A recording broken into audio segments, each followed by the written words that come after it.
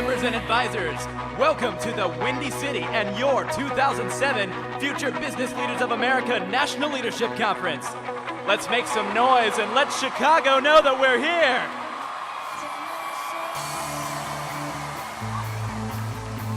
The very first NLC was held here in Chicago, and tonight we are proud to welcome our members, advisors, and guests back to this beautiful and prosperous city.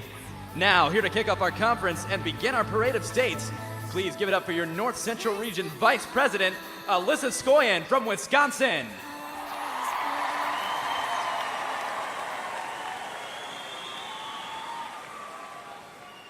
Greetings, FBLA. It is my honor to welcome you to the Windy City and congratulate you on all of your accomplishments. Over the next 3 days in Chicago, you will challenge yourself in workshops and competitions. You will meet new friends and make new business contacts. Most importantly, you will prepare yourself for the future, a challenging and exciting future that will bring unknown obstacles, but also a future that holds the promise of unprecedented opportunities. As we welcome the state presidents and outstanding local chapter advisors from our association, my fellow national officers will share their vision for the future that our generation will help to create. We will now kick off our parade of states with the state presidents and outstanding local chapter advisors from the North Central region.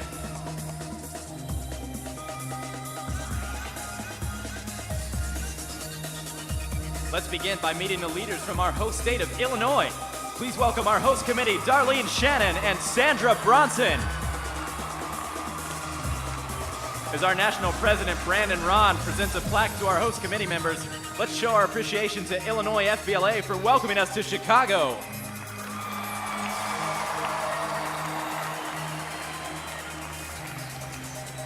Also from Illinois, welcome State President Sarah Rossetti and outstanding local chapter advisor, Christine Mason.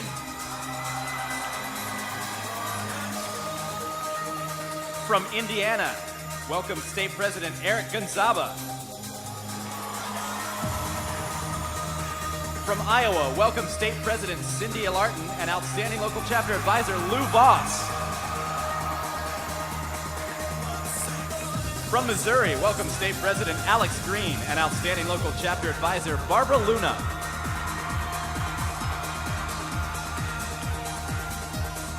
Now from Ohio, welcome State President Kayla Deaton and outstanding local chapter advisor Kimberly Beavers. And from Wisconsin, let's hear for their state president Michael Porodek and outstanding local chapter advisor Jennifer Wegner. Now welcome your Eastern Region Vice President Joshua Wallace from New York.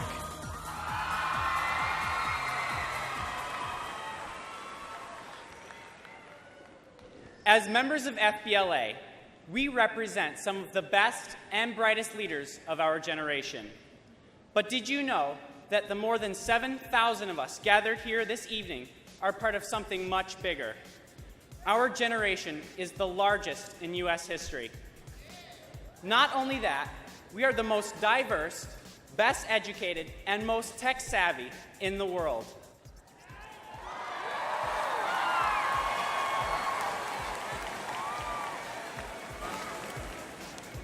With that type of size and brain power, our lives will be unlike any other generation. We will overcome challenges and create new opportunities that our parents couldn't even imagine. Think of the things that set you apart. What special talents can you offer to help change the world? Now we continue recognizing the leaders who have helped to change and improve FBLA over the past year. We proceed with our state presidents and outstanding local chapter advisors from the Eastern region. From Connecticut, welcome State Presidents Erica Fetterman and outstanding local chapter advisor Patricia Walsh. From the Department of Defense Dependent Schools in Europe, welcome State President Raquel Cruzado. Now, from the District of Columbia, welcome State President Angela Lubkeman and outstanding local chapter advisor Vanessa King. From Grand Cayman, President Shireen Mito and outstanding local chapter advisor Patricia Forbes. From Maryland, State President Jonathan Coe and outstanding local chapter advisor Victoria Bridges. From New Hampshire, State President Ashley Greenwood. From New Jersey, welcome State President Michael Yaroshevsky and outstanding local chapter advisor Susan Von Hoy. From New York, State President Shivani Suhag. From Pennsylvania, welcome State President Luke Skirpon and outstanding local chapter advisor Dolly Oden. From Puerto Rico, welcome State President Tanya Reyes and outstanding local chapter advisor Ada Nitza Santiago. From Rhode Island, welcome State President Rihanna Alves and outstanding local chapter advisor Lori Mockler. From the U.S. Virgin Islands, State President Amara Lang and outstanding local chapter advisor Clemmy Moses. And finally from Vermont, State President James Weber. Now please put your hands together for the Mountain Plains Region Vice President Marcy Lutke from Texas.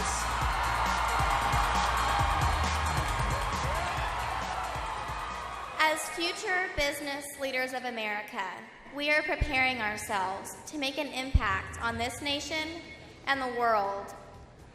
As FBLA members, we've been given many chances to learn new skills, experience practical leadership positions, and test ourselves in competition. All of these skills will serve us well as we encounter the challenges that we will face in the future. Whether we enter the business world or pursue careers in technology, politics, or medicine, as FBLA members, we will have the competence and capacity to make a profound difference. What has FBLA done to prepare you for a brighter future? Members and advisors, please welcome the state presidents and outstanding local chapter advisors from the Mountain Plains region who have given others the chance to gain new skills and discover new talents they can use for a more hopeful future. Beginning with Colorado, State President Brianne Betkovich and outstanding local chapter advisor Valerie Stevenson. From Kansas, let's hear for their state president Clint Newton and outstanding local chapter advisor Susan Winters. From Nebraska, State President Justin Schultes and outstanding local chapter advisor Dennis Kritschke. From North Dakota, State President Anna Moss and outstanding local chapter advisor Jackie Schumer. From Oklahoma, welcome State President Cherokee Brown and outstanding local chapter advisor Carla Harris. From South Dakota, State President Kayla Lapka and outstanding local chapter advisor Lynette Heights. From Texas, State President Tex Munoz and outstanding local chapter advisor Carmen Rubio. And from Wyoming, State President Charlie Westerman and outstanding local chapter advisor Candy Duper. Members and advisors, please say hello to Southern Region Vice President Lucy Zhang from Kentucky.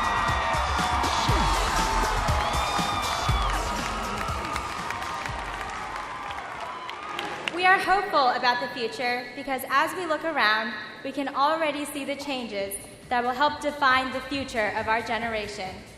Here in Chicago, we see a city that is being transformed from an industrial center to a clean and efficient 21st century metropolis. With hundreds of organizations and thousands of projects underway, Chicago is creating new sources of clean, cheap, and reliable energy by investing in solar power, wind energy, and clean coal. In what ways can you follow their example by taking part in projects to help forge a brighter future? Now let's meet the state presidents and outstanding local chapter advisors from the Southern region who have helped to direct projects that have created a more promising future for FBLA members. From Alabama, welcome State President Alex Glenn and outstanding local chapter advisor Patricia Woods. From Arkansas, State President Heath Nance and outstanding local chapter advisor Angela McCallie. From Florida, State President Courtney Clem and outstanding local chapter advisor Mary Howe. From Georgia, State President Natalia Rawls and outstanding local chapter advisor Sandra Kilgore. From Kentucky, State President Carrie Barnett and outstanding local chapter advisor Connie Witt. From Louisiana, State President Daniel Manuel and outstanding local chapter advisor Patricia Kent. From North Carolina, State President Thomas Marshburn. From South Carolina, State President Monica Mitchell, and Outstanding Local Chapter Advisor Beverly Mears. From Tennessee, welcome State President Angie Gwynn and Outstanding Local Chapter Advisor Jeffrey Jones. From Virginia, State President A.J. DeLauder and Outstanding Local Chapter Advisor Sally Martin. And from West Virginia, State President Allison Rollins and Outstanding Local Chapter Advisor Berna Hilbert. Now, please give a warm welcome to the Western Region Vice President Thomas Stratton from the state of Oregon.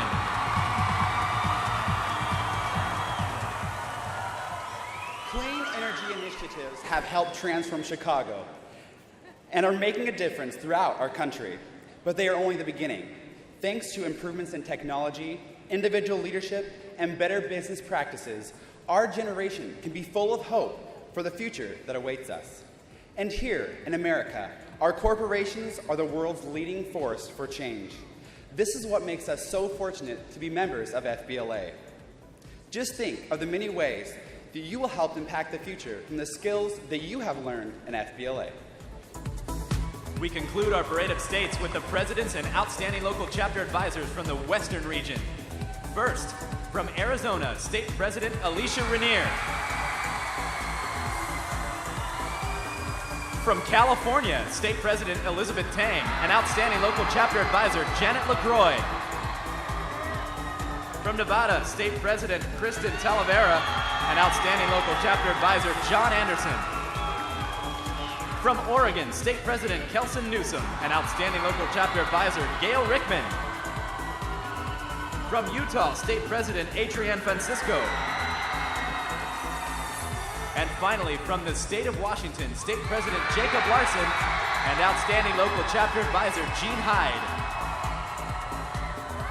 Congratulations again to all of the state presidents across the nation. Now, let's meet your remaining national officers.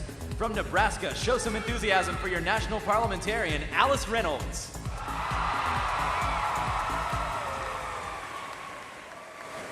Your regional vice presidents have talked a lot about the promising future we are preparing for as FBLA members. It is only fitting that our theme this year, Your Ticket to the Future, has culminated here in Chicago, a city that has been a center of American innovation for over 100 years. In fact, this year marks the 30th anniversary of a technology that had its debut here in Chicago. It was once the cutting edge of communications, but is now a nearly universal part of modern life. Can you guess it? It's the cell phone. Today, we take cell phones for granted, using them nearly every hour of every day to conduct business, respond to emergencies, and just keep in touch with friends and family. There are countless ways cell phones have helped us overcome limitations of time, geography, and mobility. They make it possible for us to become more productive, more connected, and more flexible. Yet, cell phones are only one piece of technology that is propelling us into a brighter future. Every day, new technologies are fueling our innovative spirit and making it possible for us to overcome even greater challenges. From Georgia, give it up for your national treasurer, Brian Miller.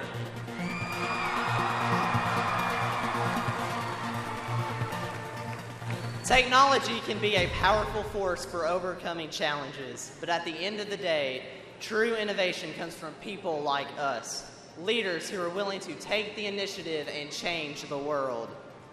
We are here today because 65 years ago, our founder, Dr. Hamden L. Faulkner, had the vision to start something. We are here today because of the leadership of many people who have come before us, who have faced challenges and fought to overcome them. We are here today as members of the largest and oldest student business organization in the world because we are the leaders of the future. From Maryland, welcome your National Secretary, Millen Thakor.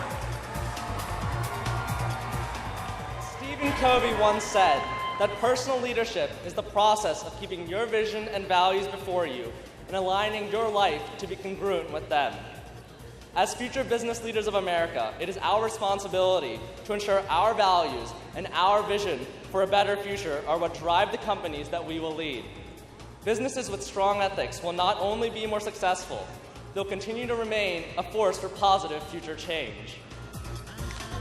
And now, members and advisors, make some noise for your FBLA National President from right here in Illinois, Brandon Rahn.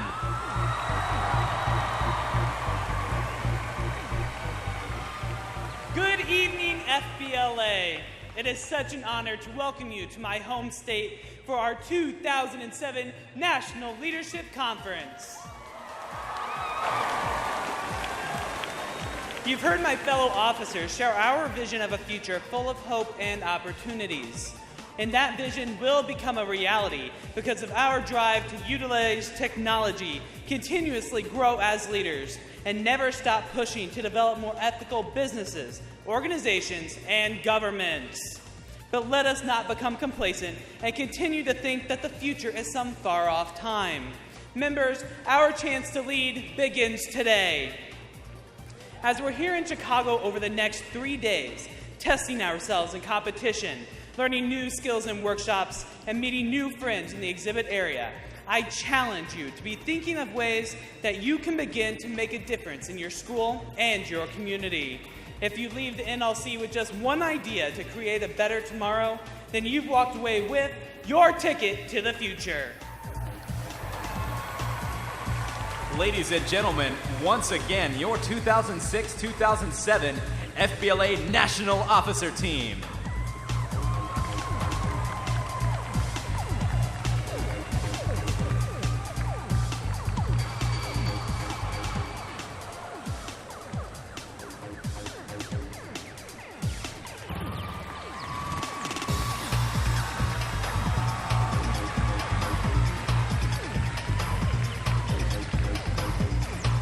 Ladies and gentlemen, please rise for the singing of our national anthem by Charlie Jean Lake from Saluda High School in South Carolina.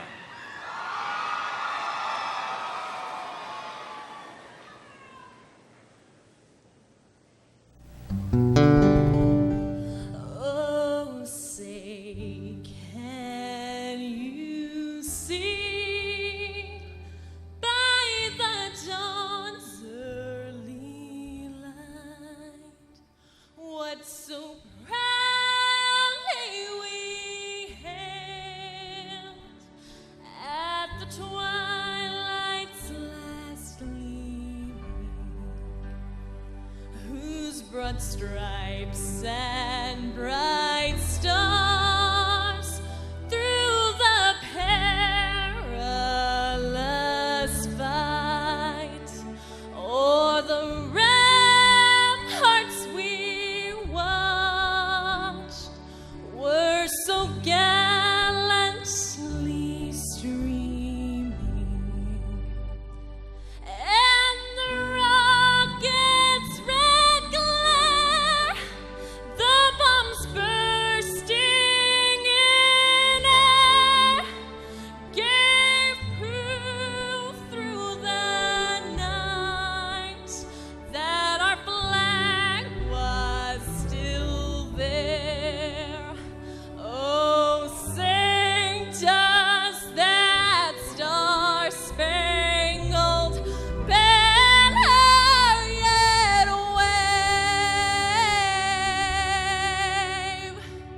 o'er the land of the free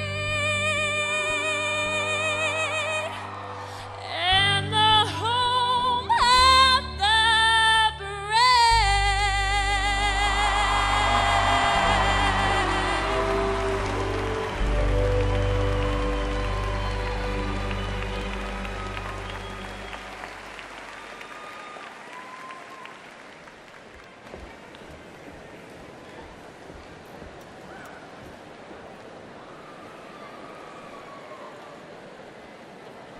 I am honored to introduce the person who guides FBLA PBL.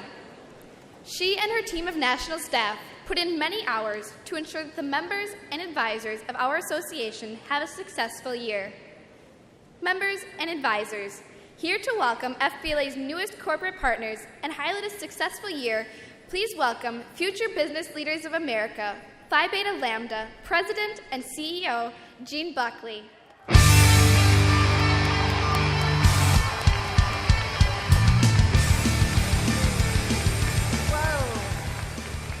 Good evening. It is so good to be back in Chicago. With the energy and the enthusiasm here tonight, I can already tell it's going to be an exciting conference. This is a special year for FBLA PBL as we celebrate 65 years of excellence. Absolutely. Our first chapter was in Johnson City, Tennessee, where this year the mayor proclaimed February 3rd as FBLA PBL Founders Day. And it is so fitting that we continue to celebrate here in Chicago, the site of our very first NLC in 1951 with 300 delegates. And here tonight at this year's conference, you have set a record with over 7,000 conference delegates. Congratulations.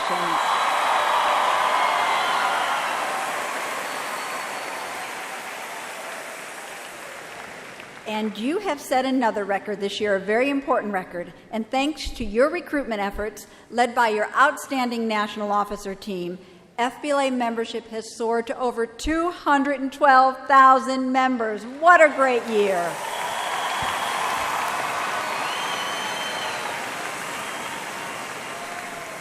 And I would be remiss if I didn't recognize 3 states that led the country in recruiting new members.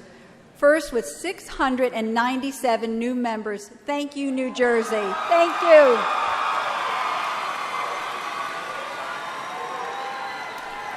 And adding 852 new members, Alabama. I know you're out there. Thank you. And leading the nation with 1,363 new members. Congratulations, Georgia.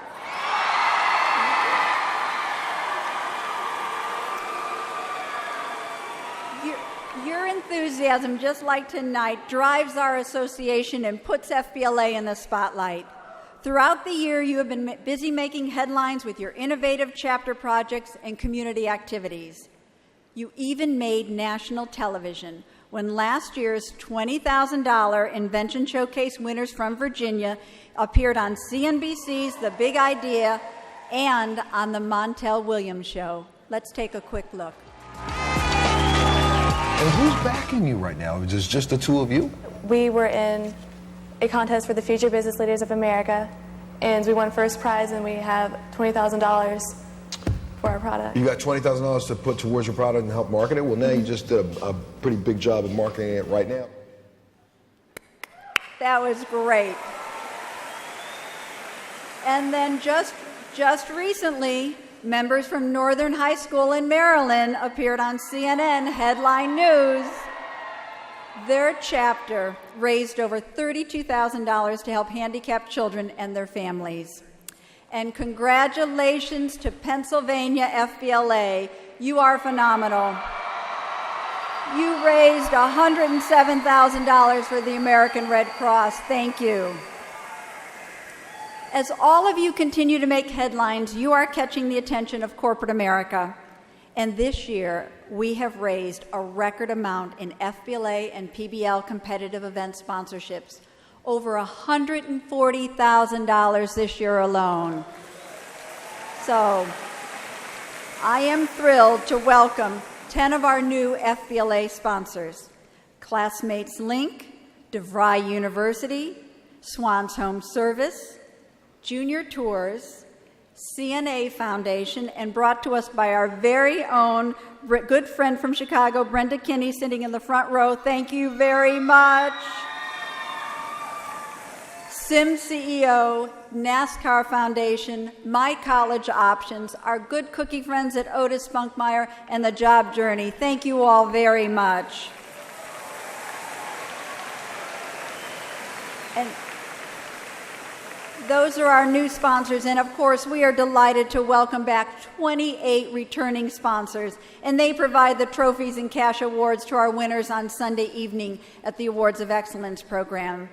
And I want to give a very special thank you to KPMG. They made a $20,000 contribution this year to sponsor 3 competitive events and our closing night social. Thank you, KPMG. We appreciate it.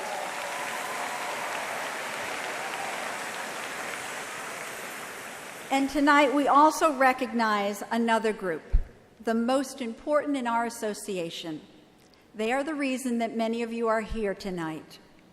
Your advisors. Thank you very much.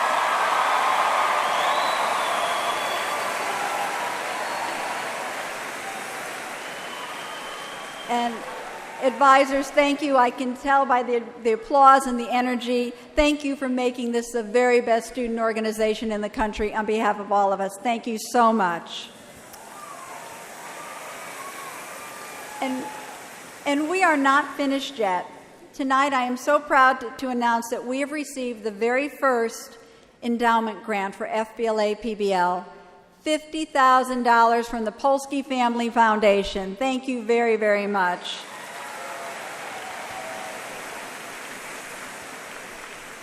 This money truly begins the funding for future generations of FBLA. So again, I want to thank you for making this the very best 65th year. Thank you and have a great conference. I look forward to seeing you. Good night.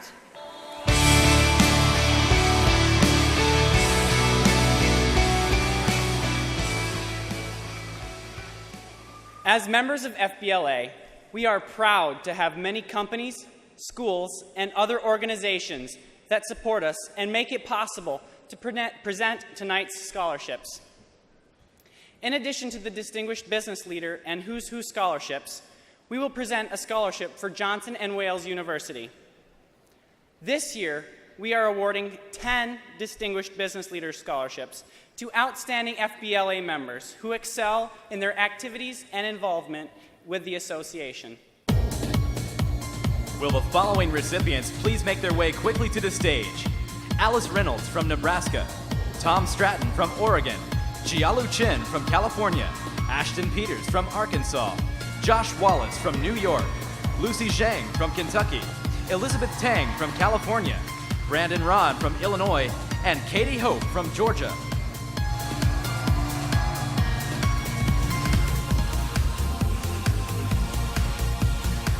Receiving the Johnson & Wales University Scholarship, from Oregon, Tom Stratton.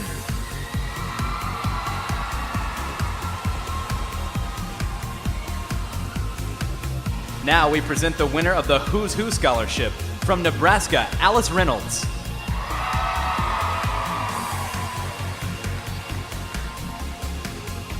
Finally, we would like to recognize the recipients of the 2007 Distinguished Business Leader Scholarship. First, Ashton Peters from Arkansas.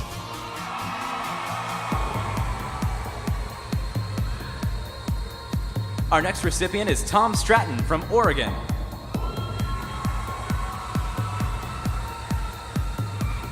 Congratulations, Josh Wallace from New York.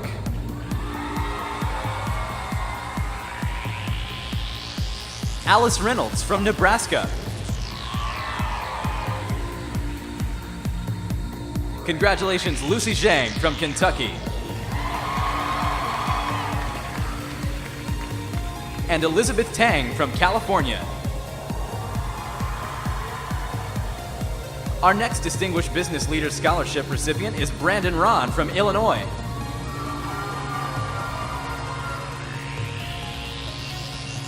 Congratulations to Katie Hope from Georgia.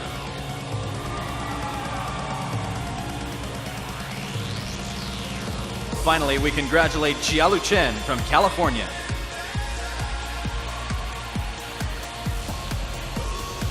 Congratulations once again to all of our scholarship recipients.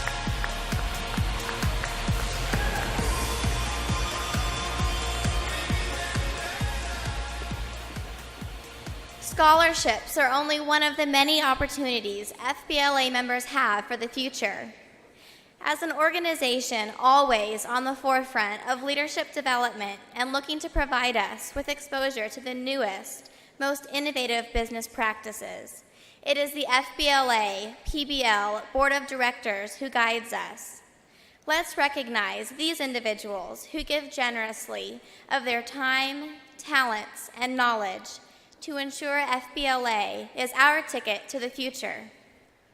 We now recognize our FBLA PBL National Board of Directors. Beginning with the Board of Directors Chair, representing the North Central region, from Iowa, Pat Teben. The Chair-elect, representing the Mountain Plains region, from Nebraska, Beverly Newton. From the Eastern region, Bruce Bonsall from Pennsylvania. From the Western region, Dr. Greg Richens from Nevada, and Doris Lowe from California. Representing the Southern region, Lisa Dean from Louisiana, and Ann Rowe from Virginia. Also serving on the Board of Directors are the 3 division presidents: FBLA National President Brandon Rahn from Illinois, PBL National President Ryan Paul from Rhode Island, and Professional Division National President Christy Catcher from Illinois. From Business and Industry, David Baggiano from Dale Carnegie Training, and Sharon Orloff from Sam's Club. Also, ex officio non-voting members from Colorado, past Chair Lori Urich, and Gene Buckley, FBLA PBL President and CEO. Several members are retiring from the Board of Directors, and we recognize them for their service. First, thank you to Lisa Dean from Louisiana.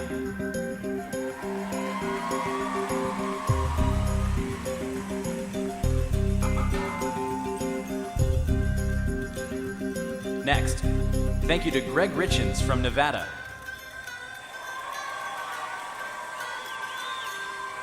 Finally, please show your appreciation for retiring board member Lori Urich. Ms. Urich served as Mountain Plains representative and most recently as past chair.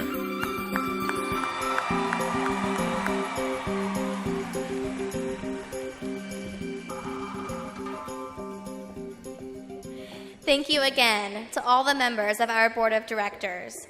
We appreciate the time and talents that you share with the members and advisors of our association.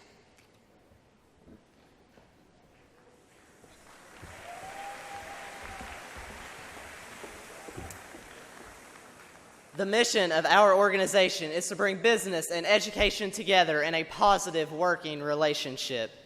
Our next award honors the business persons who have partnered with FBLA to offer expertise, access to programs, and financial assistance that allow us to provide innovative programs in states and local chapters throughout the nation. Though they come from different industries, these individuals believe in the mission of FBLA and are actively working to enhance the experience of our members. Will the 2007 FBLA Business Persons of the Year please join me on stage? Tonight, it is our honor to recognize the business persons who have shown a commitment to the future business leaders of America.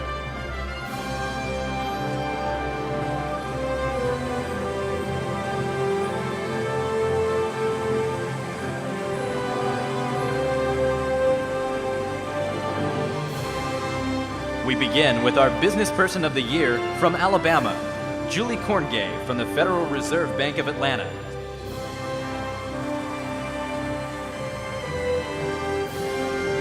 Next, please congratulate Joe Lundbeck from the Arkansas State University in Arkansas.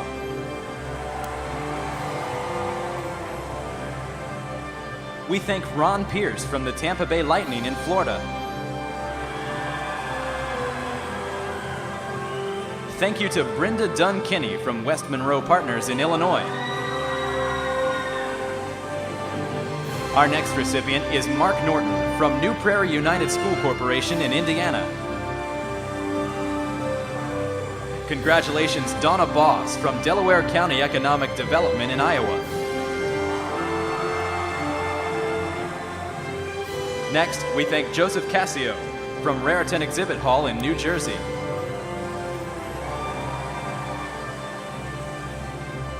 We congratulate Ross Jones from Rossler Metal Finishing USA in South Carolina. And finally, we would like to thank Patty Hendrickson from Hendrickson Leadership Group in Wisconsin.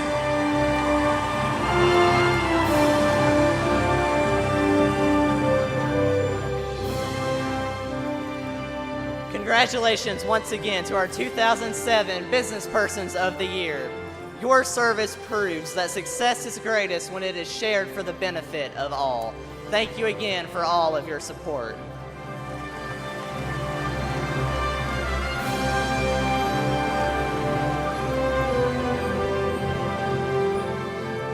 There is another group of individuals who work tirelessly to ensure that FBLA is our ticket to the future. There are several advisors tonight who we would like to recognize for sharing many faithful years of service for FBLA. Will these individuals please join me on stage at this time?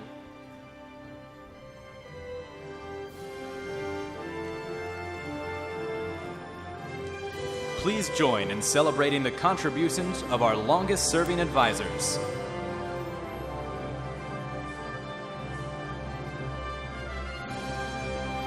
From Velva High School in North Dakota, thank you, Iris Sweeland, for 37 years of service.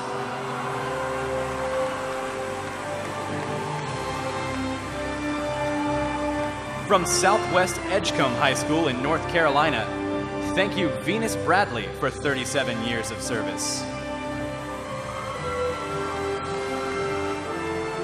From Davie County High School in North Carolina, thank you, Sue Callison, for 38 years of service.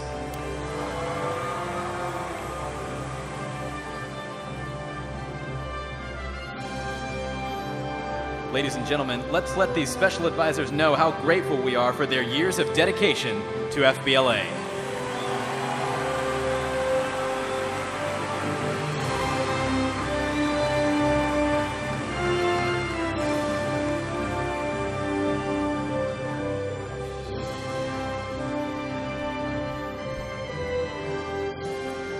One of the many things that our advisors help to facilitate every year are the hundreds of community service projects that FBLA chapters undertake to support the March of Dimes.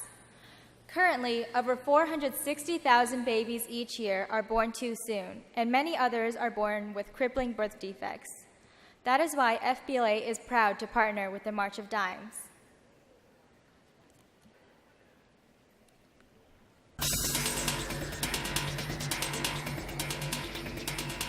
Will the following chapters and states being recognized for their contributions to the March of Dimes please send one representative quickly to the right side of the stage, directly under the screen?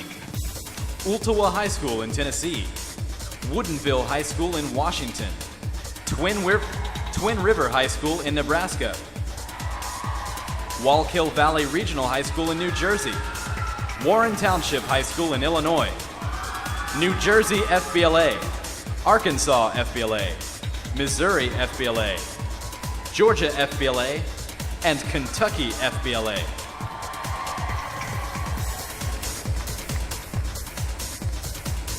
With the support of volunteers and funds from around the country, the March of Dimes helps provide prenatal care, invests in important scientific research, and educates mothers about how they can help prevent birth defects, illnesses, and premature births. Here to tell us more, please welcome Kaylin Mallard from the March of Dimes.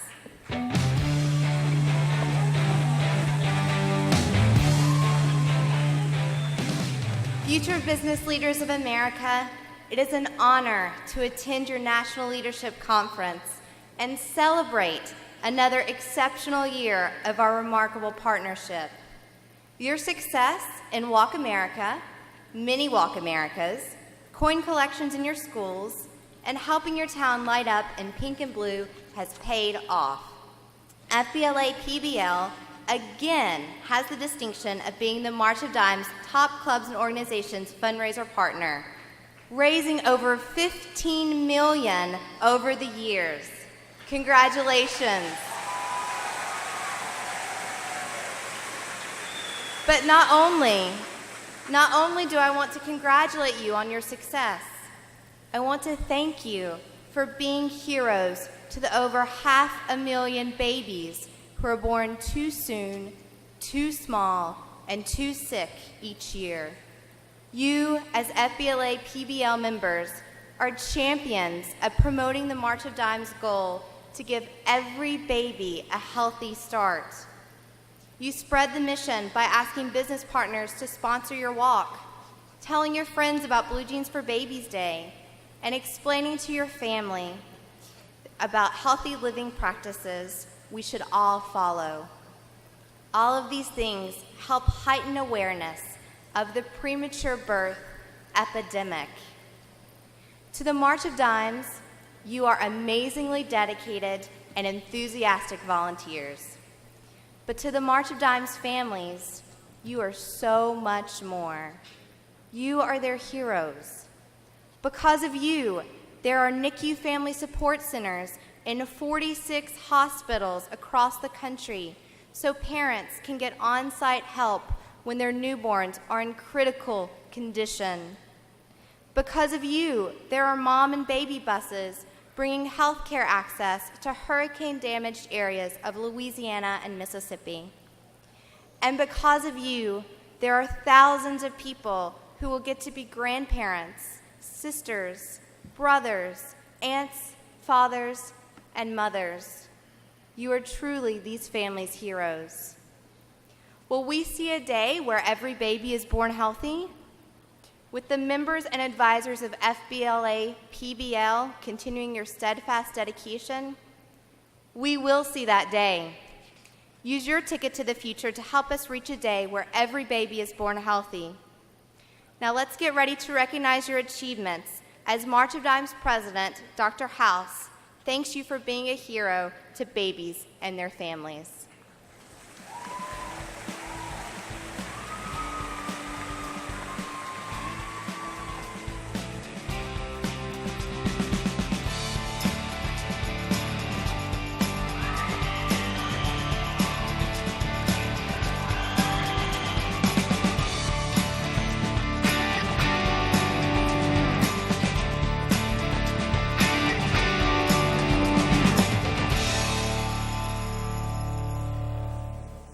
Thank you for everything you do to support the March of Dimes mission, from lighting your school in pink and blue to supporting us here at the Mini Walk. We're proud of FBLA PBL volunteers and youth leaders like you. Your commitment to serving others makes a big difference in babies' lives and will continue to do so in the years ahead.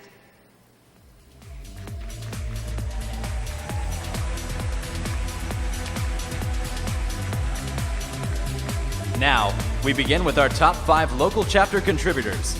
In 5th place, Woodinville High School in Washington.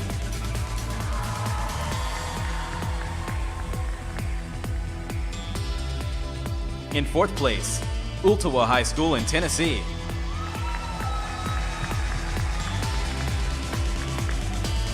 In 3rd place, Warren Township High School in Illinois.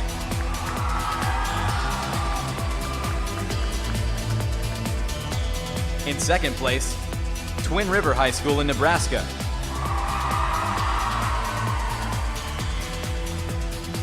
And in 1st place, Wallkill Valley Regional High School in New Jersey.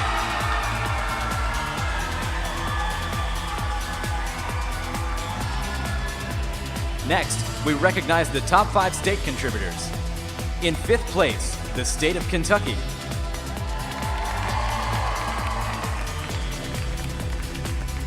In 4th place, the state of Missouri.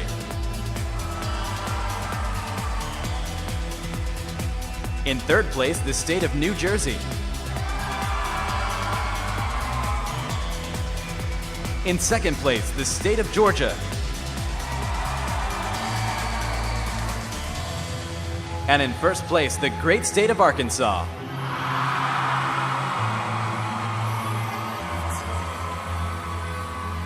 Finally, we recognize the local and state chapter recipients of the Mission Lift Grant. Receiving $1,000 from the state of New Jersey, Wallkill Valley Regional High School.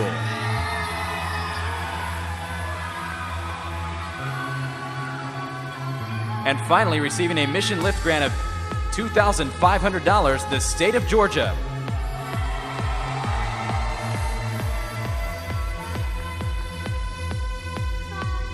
Congratulations to all of our March of Dimes winners.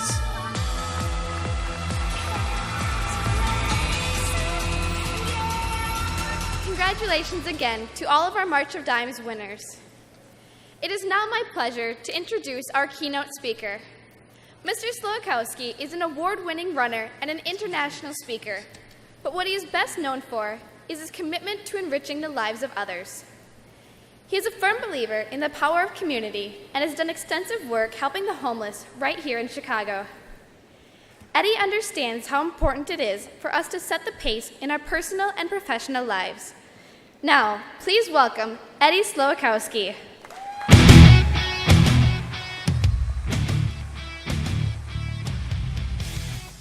Welcome, everybody, to my hometown, one of the greatest cities in the world, Chicago, Illinois! Wow, look at that. Had to get a shot of that. I am so honored to be with the greatest student organization out there, FBLA, tonight in my hometown of Chicago. And before you punch your ticket to the future, there's something you need to understand about yourself. It's something that I learned when I was 10 years old.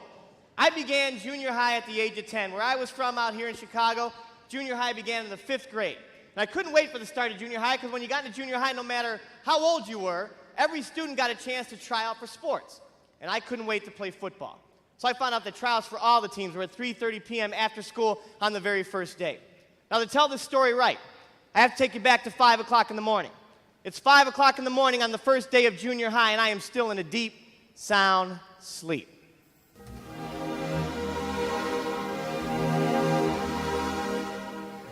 Now, the reason I'm in a deep, sound sleep is because it's 5 o'clock in the morning. I don't need to be up for 2 more hours. So as I'm off in dreamland getting my much-needed rest, suddenly I was awoken by a knock on my door.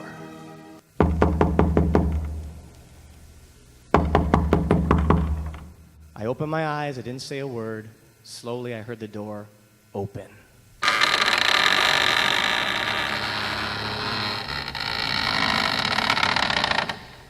It was an old door. And in walks my dad.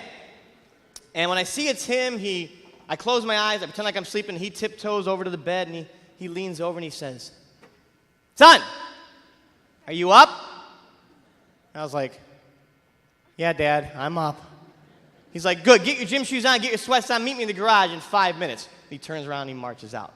Now I'm laying there thinking, what is my dad doing? Why is he waking me up at 5 o'clock in the morning, telling me to meet him in the garage? Well, he seemed pretty serious, so I figured I better do as he says. So they're supposed to have a chair for me out here. Can you grab me that chair right there in the front row? Can you get that for me? I forgot to. Thank you, sir. Thank you very much, sir. Thank you. So I go in the garage, and my dad's sitting in the truck. He motions for me to get in, so that's what I did.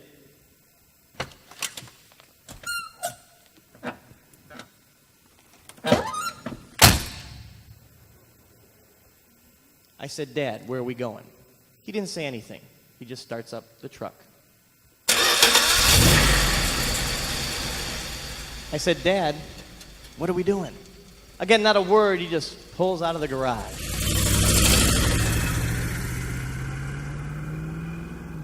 So we head out into the dark morning. And for the third time I look at my father, I said, "Dad, where are you taking me?" He just looks at me and smiles, doesn't say a word, leans over and puts on his really lame radio station. I'm all out of love. I'm so lost without you. I know you were right, believing for so long. I'm all out of love. So I'm sitting there thinking, fine, if he's not going to tell me what we're doing and this is the music he's going to play, then I'm going to go back to sleep. So that's what I did. I closed my eyes, I put my head back on the headrest. In a matter of moments, I was sleeping again. But then in my father's ever so loving and gentle way, he wakes me up. I looked at him and he's looking at me. He said, "Okay, son, we're here. Now get out of the truck and follow me."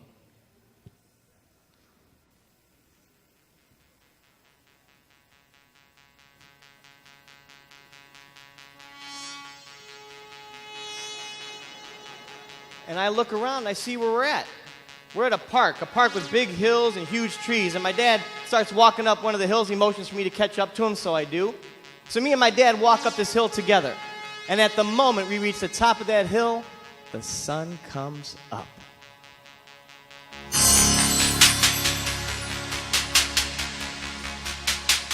And we stand there for a brief moment. We watch a beautiful sunrise. And my dad turns to me and he says, "Son, I brought you out this morning because you and I are going to have a race. And I looked at him and said, excuse me? We're going to have a race. Why? Because today is the first day of junior high, and I heard you want to play football. Now, my dad was concerned about me playing football because when I was 10 years old, I was 4 feet tall, weighed 51 pounds. He figured I wouldn't be big enough to play football, and as you can see, he was right. So he looked at me and said, I noticed something about you, son. Ever since you've been a little boy, you've always been the fastest kid in the neighborhood. He said, I believe you have a gift. I think you have the ability to run like the wind, just like your old man used to be able to do. So I thought I'd bring you out this morning. We're going to test that gift. We're going to see how good you actually are. We're going to race once around this park. It's about a mile. If I beat you, you can go out for football this afternoon, do whatever it is you want to do. But if you beat me, it means you are good at this running thing. And maybe you ought to consider trying out for cross country instead of football. He looked me in the eyes. He said, what do you think, son? Well, I was always very competitive. So I looked him right back in the eyes and I said, let's do this. So we line up. He explains how we're going to go around the perimeter of the park. He points to an oak tree 200 yards behind us. Says go around the park till you get to that tree. When you get to that tree, take a left turn and come right back to this spot. This is our starting line. This is our finish line. Are you ready? I said, I'm ready. He said, on your marks, get set, go. And he takes off. Now right away I think the best thing for me to try to do is let's see if I can even keep up with him. So I get behind my dad, and I'm trying to keep up with him, and we're making our way around the park. And as we start getting around the park, I notice something. It's not that hard for me to keep up with him. I actually feel pretty good. We get about halfway around and think to myself, now I'm going to test the old man. I'm going to pass him and take the lead and see what he does. So I pull up alongside of him. I start to get about a half a step ahead of him. When he sees me coming, he bolts right back in front of me. So I get right back behind him. I think, fine, I'll just pass him down the home stretch. That's where I'm going to win this race. But then my dad starts picking up the pace, starts running faster. And I start getting tired. I start to fall behind 5 yards, 10 yards, 15 yards behind. When my dad reaches the oak tree first and he goes left, I get there 15 yards behind him and then I go left. Picture 200 meters back to the finish line. In my mind, all I'm thinking are the words, catch him. Come on, Eddie, catch him. 100 yards to go. I pull even with him. 75 yards to go, I take the lead. 50 yards to go, he takes the lead back. 30 yards to go, I take the lead. 20 yards to go, he takes the lead back. There's 10 yards to go, and I take the lead again. And this time I notice he's breathing heavy. He's hurting. I'm thinking, run as fast as you can. Run as fast as you can. We reach the finish line. I lean across the last moment. And I beat my dad by a step.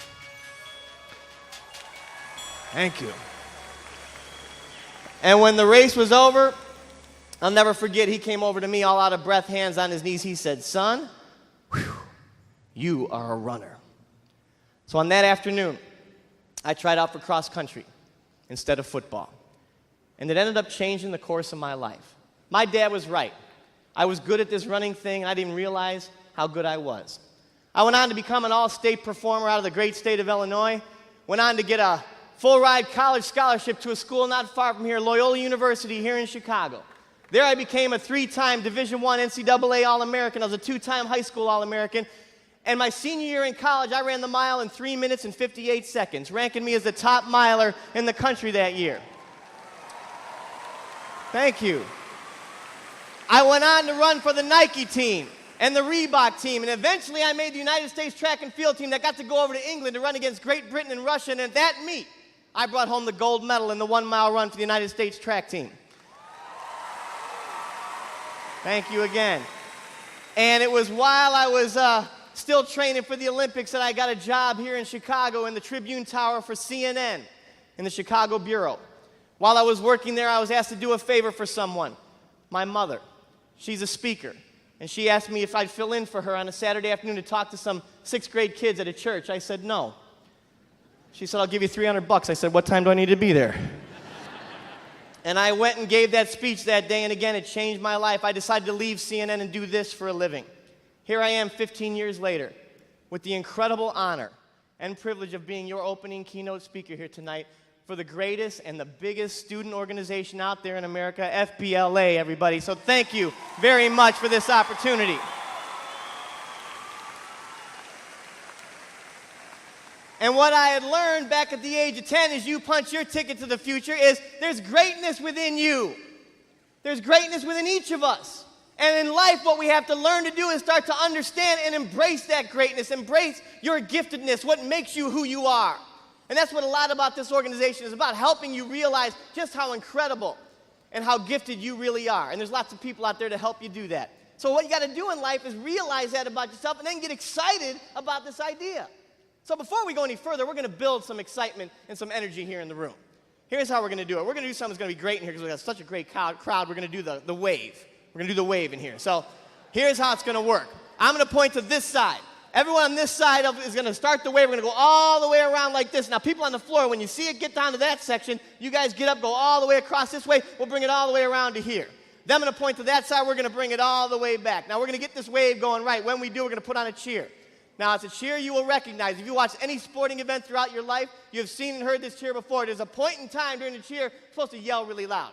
I want you to be loud. I want you to be rowdy. I want you to be energized. FBLA, can you do that?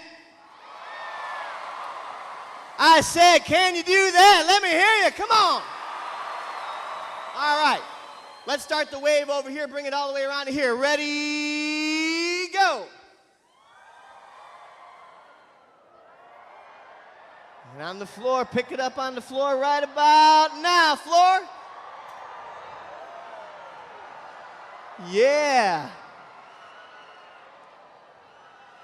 Awesome job. Now we're going to bring it back. We're going to get a little more life into it. We're going to get everyone kind of fired up and rocking and rolling in here in Chicago, Illinois. From this side over to this side. Ready, go.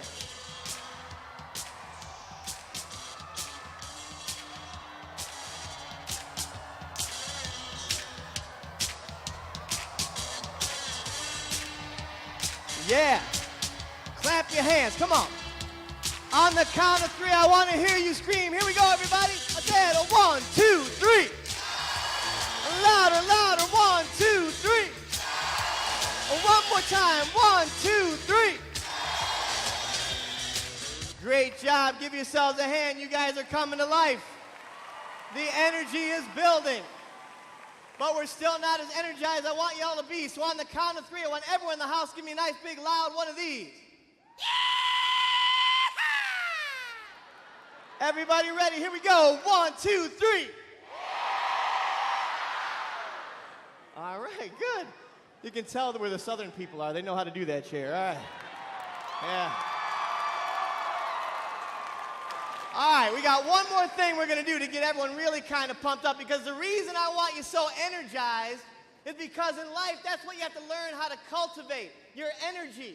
It's that energy that's going to take you from where you are to where you hope to be. That energy is the thing that makes you feel alive. It is your passion. And we got to get some passion and some energy in this room, so I need everyone to please stand up. Everybody up on your feet. Peace up, A-Town. Yeah. All right, here's what we're going to do. I'm going to teach you all some very simple dance moves. All you got to do is watch what I do and then copy what I do. Move number 1 is called the pencil sharpener.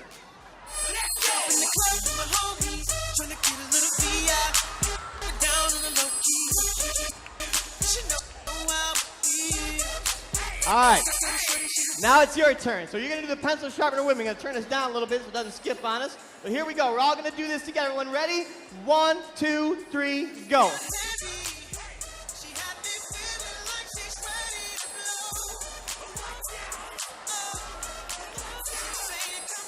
Very good. That's move number 1.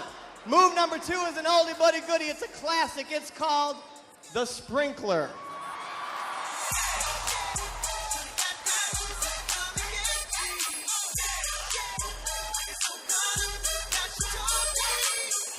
All right, now you can do any kind of sprinkler you want, so have some fun with it. Be creative. Let's all try it together. Everybody ready, go!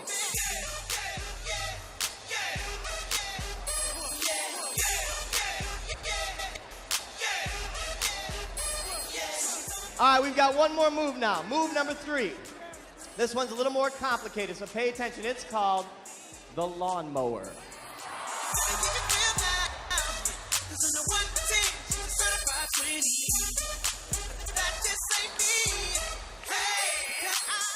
All right, you're going to pull the cord 4 times. That's going to start the mower. Then you push the mower, and don't forget to wave to your neighbors. Everybody ready? 1, 2, 3, mow.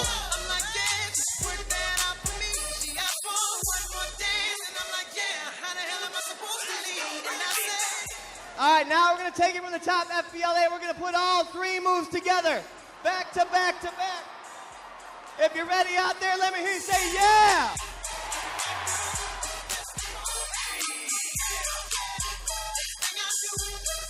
Sprinkler!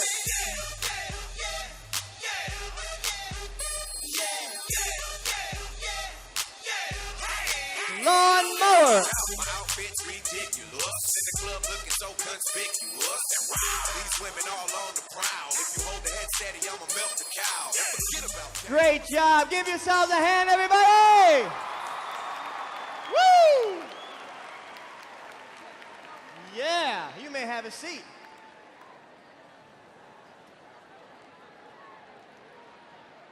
All right, I have a question for you. If you have more energy out there, let me hear you say, yeah.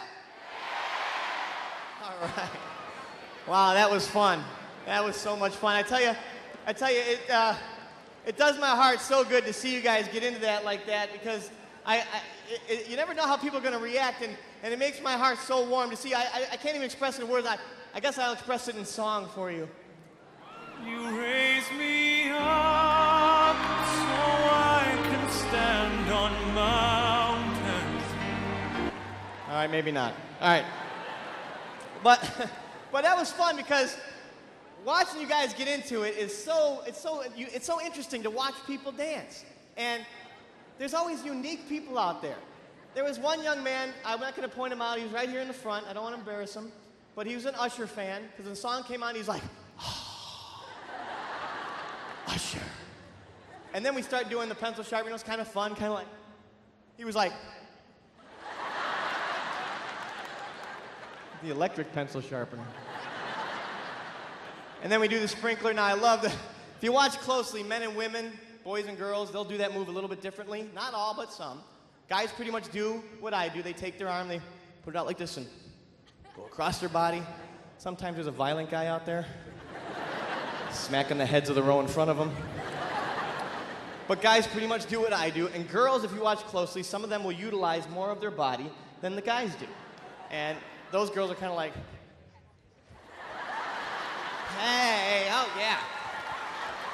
I'm like, no, stop. That's not the sprinkler. You don't do that here. And then we get to the lawnmower, one of my favorite moves. I was in Atlanta one time doing a program for parents and their teenage kids. Yeah, Georgia, yeah. I was there working with parents and their teenage kids, and one of the gentlemen in the audience obviously wasn't a parent. He was a grandparent, 'cause he was like 110 years old.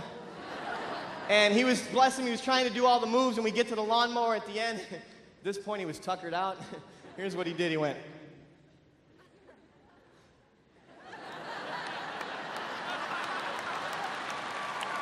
And I met him afterwards. I said, you have a riding mower, don't you? He said, yes, I do. So give yourselves a hand for getting into it. That was really good.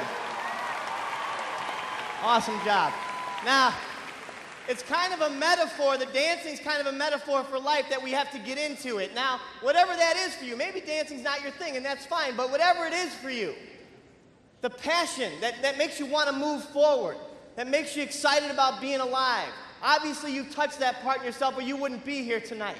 And that's the very thing you have to really cling to in your life. You have to embrace, is that passion for your life. Because it's that very thing that's going to give you the energy that you're going to need to move you from where you are to where you hope to be. It's about having vision in your life. Now, I'm not talking about the vision that comes from your eyes. I'm talking the vision that comes from in here. Now, my dad told me a great story about someone he knew with vision. My dad landed a big job in the late 60s with a major corporation, and my dad's boss was someone he really looked up to.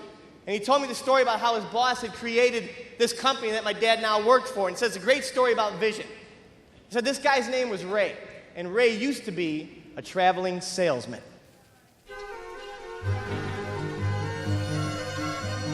The year was 1954. Ray had just turned 52 years old, and he decided to change his life. A product came on the market called the multi-mixer. Now, the multi-mixer was this machine that made the best milkshakes you ever tasted in your life, and Ray wanted to be the guy to sell this machine. So he mortgaged his home, he spent his entire life savings, everything he had, on being the sole distributor of this machine. He had no money left over for an office, so he set up shop at home and he started calling restaurants and ice cream parlors all across America, trying to get people to buy this machine. 6 months into it, Ray was worried he was going to lose everything because nobody was buying. Then one day, Ray gets a call from San Bernardino, California. Place out their orders 8 multi-mixers. Biggest order Ray's ever gotten. And he says, how many restaurants will this be for? They said 1. They said 1. He's like, you want 8 machines for 1? They said, yes, we need them as soon as possible. So Ray heads out west, gets the address he's given, figures he must be lost. Because all he sees is a little restaurant sitting on a hill. So he walks inside. He says, could you please tell me where I'm supposed to go? I think I'm lost. They looked at Ray. They said, are you the guy with the milkshake machines? Ray said, yeah. They said, you found us. This is it. Get those in here today. We need them. So Ray can't believe this little place wants 8 of them. So he sets up all 8. He shows them how they work. He says, you mind if I hang out here today and watch what you're doing? They said, no problem. So Ray sits down and watches this little place do the best business he's ever seen.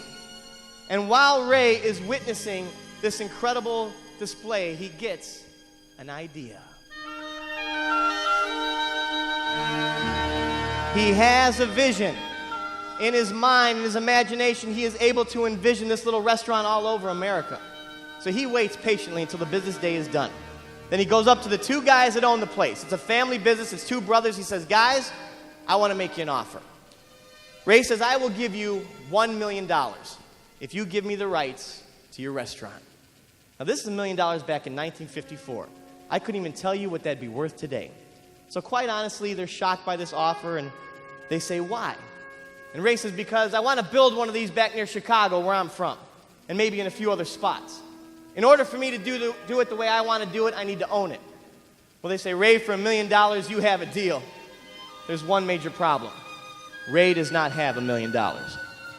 He says, I will give you whatever I can today, and I will continue to pay you the money as I make the money. They say, hey, Ray, if it's going to take more time, we're going to want more money. So Ray says, fair enough, let's negotiate. Give me a number you'd be happy with. And they finally come up with a number that they all agree upon. And they draw up the papers, and they sign the deal. And when everything is signed, sealed, and delivered, the 2 brothers look at Ray and say, what do you plan to call this place? And Ray said, I'm glad you asked me that, because with your permission, I want to keep the name that you gave it, with one exception. I just want to take the word brothers off the end of it. And the 2 brothers looked at Ray and said, we'd be honored by that.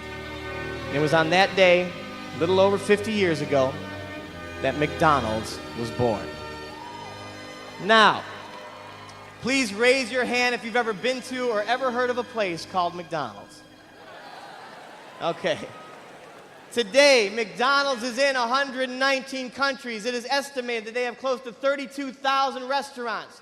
And it's further estimated that every day around the world, they believe McDonald's serves 76 million people every day around the world. Now, I share this story with you because of why my dad shared it with me, talking about the idea of vision. You see, the McDonald's brothers created McDonald's, but all they could see was what they had. They couldn't see the potential of what they could become. FBLA tries to help you understand there's greatness within you. Get excited about it, passionate about your life, but understand there is so much more awaiting you. What do you want in your life?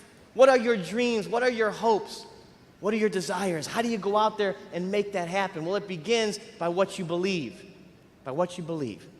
Now, we're going to do a little something here together as a group that's going to help you understand a little bit more how this works. I'm going to play you a couple of sounds. What I want you to do is simply listen to the sound and notice kind of how it makes you feel. Okay, so let's start with our first one. Our first sound is going to be this, so everyone just kind of listen up. Here's sound number 1. Here we go.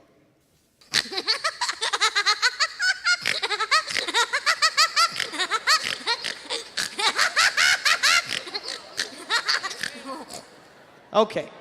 Now, how many people by applause began to laugh or smile or felt a positive reaction when they heard that? All right, yeah. Okay, let's try another one. This one, I want you to use your imagination. Let's imagine that you're on vacation, okay? So you picture yourself way out in the middle of the ocean on the biggest cruise ship you've ever seen in your life. So picture that. Now, as day turns to night, you decide to go for a stroll on the deck. And you get out there and you realize it's kind of cold outside. And suddenly you feel the boat hit something. Then you start to hear glass breaking. Then the boat starts to tip to one side, and then this is what you hear.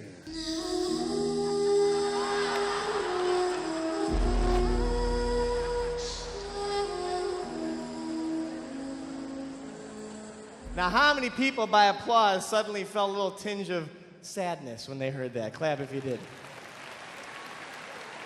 How many people visualized Leonardo DiCaprio in that when they heard that?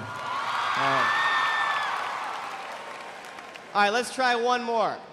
Again, imagine you're on vacation, okay, and picture yourself this time walking along a beautiful sandy beach, all right? Picture that. You're walking along a beautiful sandy beach.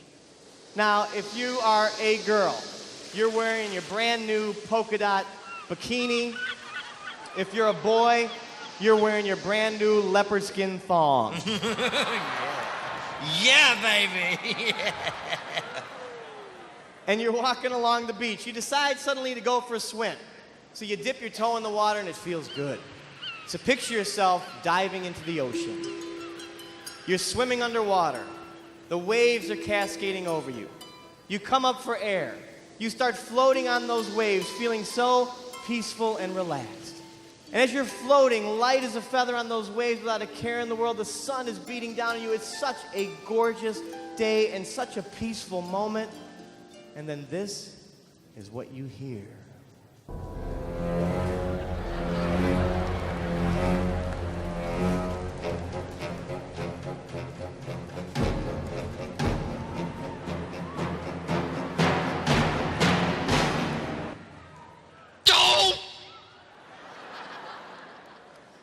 Okay, how many people by applause when they finally heard the Jaws music felt a little fear when they heard that? Clap if you did. Okay. So let's look at the emotions that we had come out of us as we listened to it. First, the laughter. And people I know, I could hear people laughing, and I'm sure people started smiling. Think about how contagious a positive attitude can be. Think about how contagious any strong and intense attitude can be, but especially a positive one. When we have a strong, positive attitude in life, it's amazing how it has an impact on the people around us. So think about that as you go out there and you compete here at Nationals and you also represent FBLA. Think about the attitude you have during your competitions, during your journey as a student here of FBLA, because it's important that that attitude kind of shows a lot about who you are and what you feel. And the second one with sadness, it's amazing how sorrow is a part of our lives. I'm not the kind of speaker that's going to stand up here and tell you to think positive thoughts and everything good is going to happen in your life. Positive mental attitude is a technique that can help you and can be very enriching in your life, but sometimes it doesn't respect the reality of life. And the reality of life is that sometimes we suffer. Sometimes it hurts. Sometimes things don't work out the way we want them to. But that doesn't mean we give up. Sometimes we have to understand that the pain we go through can be very, very comforting in a way by helping us learn about who we deeply are. I think about my own pain in my life. I think about the things that I've suffered through, and I realize that they've developed in me the things I'm probably most proud of. My compassionate heart and my ability to connect with others. Each of us go through different types of pain in life. I think it's important that we all find people that can be there for us, that can help us along the way. And the last one with Jaws, maybe some fear came into it. Now, how many people in this room have seen the movie Jaws? Clap if you have. Right, now, what did it mean every time in that movie when you heard that music? Shark is coming. Now, the reason why you know that is because that's exactly what they wanted you to know. Let me explain the backstory here of Jaws. It was a novel written by Peter Benchley, and it was such a popular novel that they made it into a movie. And actually, the studios got into a bidding war as to who was going to make it. Universal Studios won the bid. They spent the most money to make it. And they hired a young, hotshot director that people outside of Hollywood hadn't heard of yet. His name was Steven Spielberg. How many people out there have ever heard of Steven Spielberg today? And they said this guy's got a real talent for making movies, of telling stories. And so what he did is he sat down. His first meeting was with the special effects department. And he told them, I need you to build me a great white 25-foot mechanical shark that looks and acts exactly like the real thing, because in the opening scene of this movie, I'm going to show a vicious shark attack. It's going to be gory, it's going to be bloody, it's going to be frightening, it's going to set the tone for this movie in a way that's never been done before. So they had their orders, and they went off and they began to build it. Now, what he failed to tell them was where they were going to shoot this movie. He decided he was not going to shoot it in Hollywood. It was going to be shot off the coast of Martha's Vineyard in the Atlantic Ocean. So when it came time to start shooting, he asked them, is the shark ready? They said, yes. Does it work? Works great. How's it look? Fantastic. So he said, all right, bring it out here. We have to ship it out to Martha's Vineyard. We begin shooting next week. And they said, uh-oh. They did not build this shark for salt water.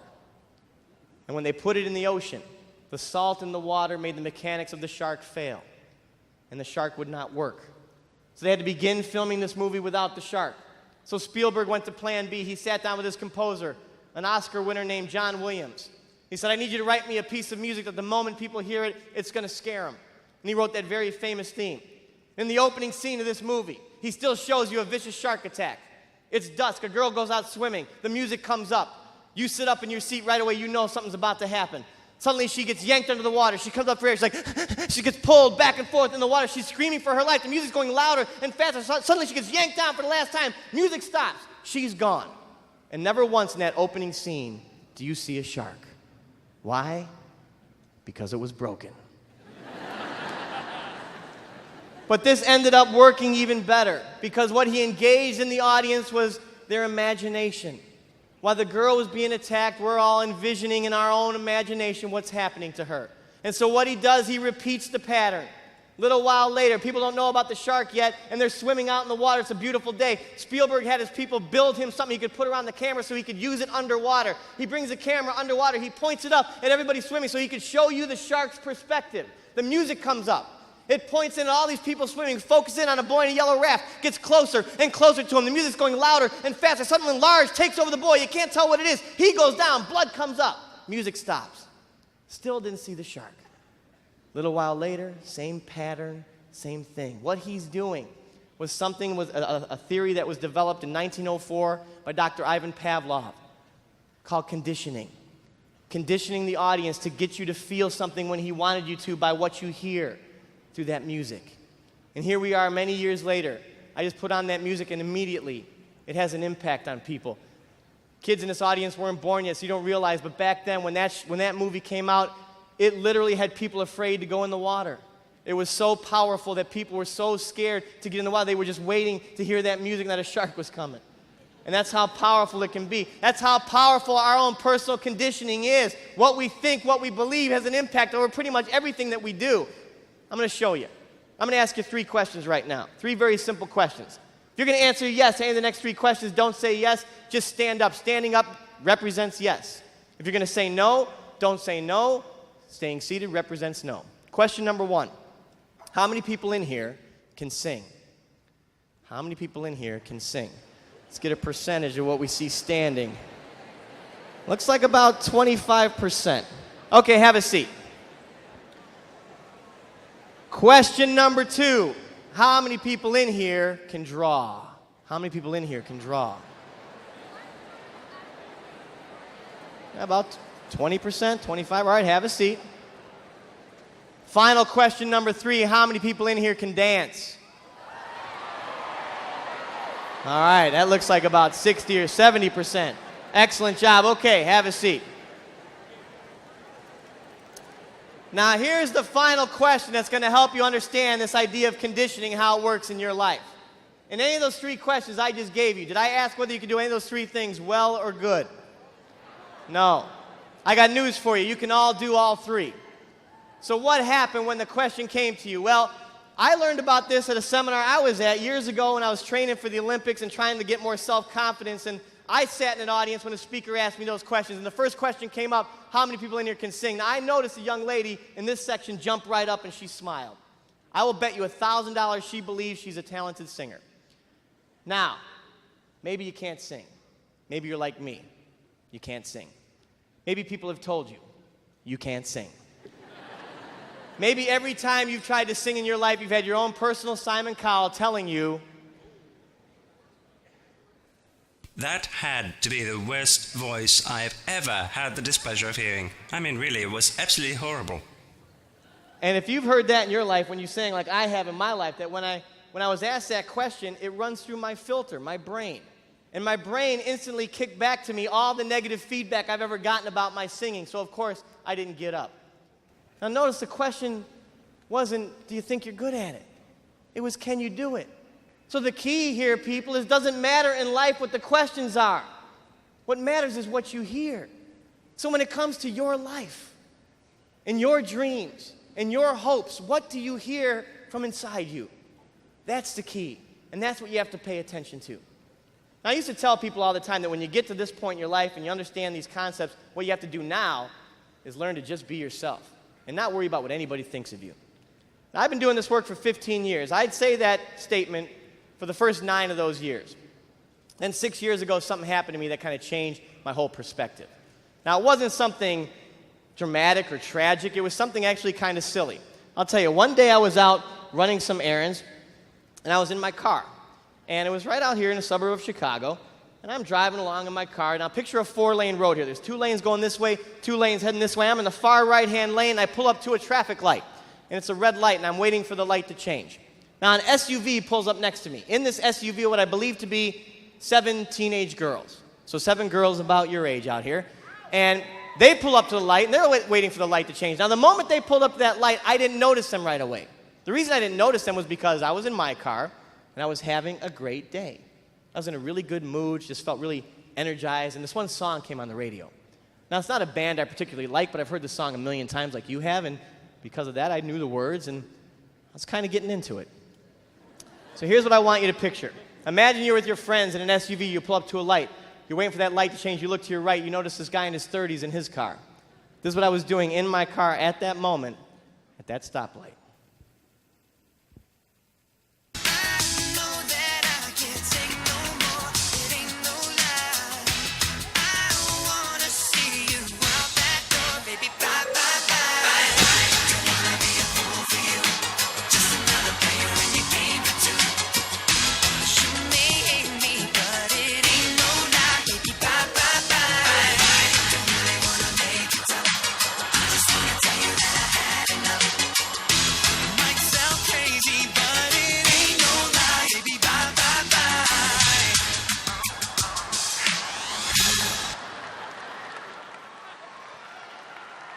Now, it wasn't until I went bye, bye, bye with my left hand that I finally see him. And when I do, I notice all 7 of them are dying laughing at me. So I stopped dancing, I grabbed the wheel, I'm looking straight ahead, my brain's going, light, please, change. And I can see out the corner of my eye, they're like, ah! And they roll out the window like, woo! And I'm like, do not look at them, light change. Finally, the light changed, I'm like, woo! And I speed out of there. About a mile later, they catch up. They pull alongside. They're like, bye, bye. I'm like, leave me alone!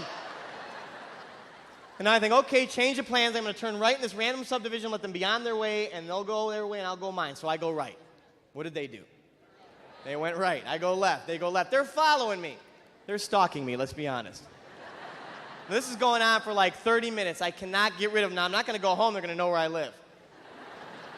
So we're driving, I'm like, what am I going to do? Suddenly I see Walmart. Big parking lot in Walmart. I'll lose them in that parking lot. So we go into the parking lot. We're going up and down the aisles. Now, not only have I not lost them, they're still right behind me. In fact, one of the girls got out of the SUV, and she's chasing me down. She's like, come on, keep dancing. I'm like, ah! And I'm screaming because she's gaining on me. And I look forward at just the right moment. A pickup truck was coming out of its spot, and I was heading right for it. I swerved around it and stopped. The pickup stops. The girl wasn't looking at the pickup truck.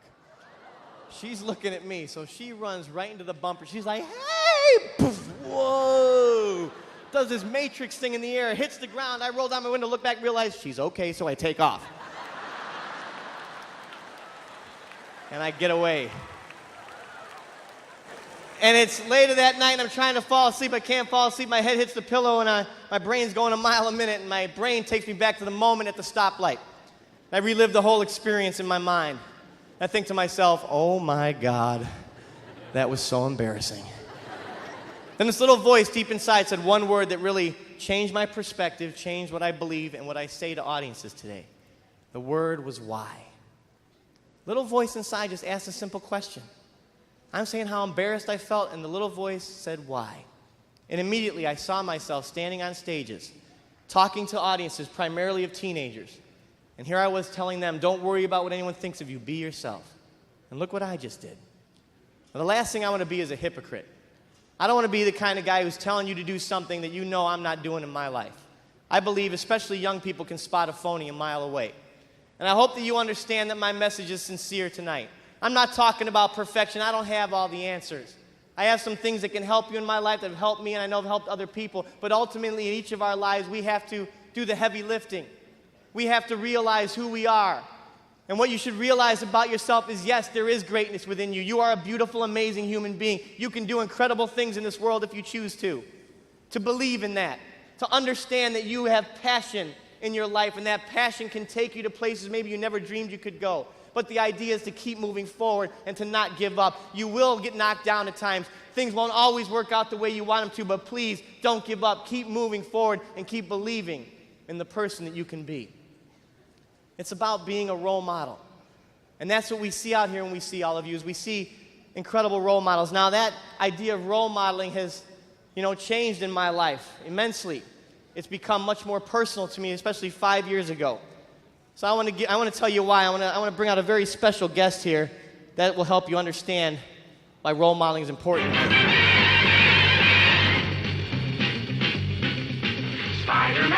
Spider-Man does whatever a spider can.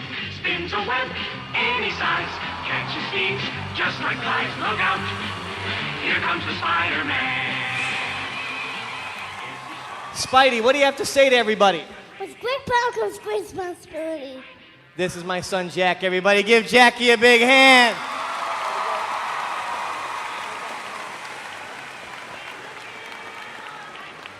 And there's one more reason, one more person that is incredibly important to me.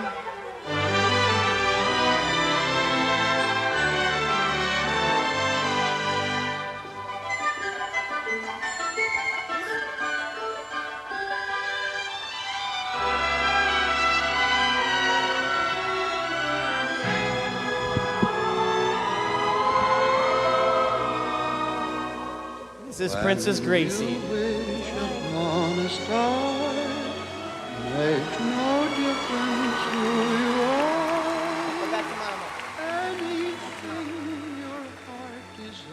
Those are my two kids. And I thank you for allowing me to bring them out here because it's a rare opportunity. Oh, hey, Spider-Man, get back in there. Because this is my hometown. I want them to see their dad in action a little bit. Maybe it's something they'll remember. Right now, we're going to do a role modeling exercise. What I'd like you all to do is please stand up and pick a partner. Stand up and pick a partner.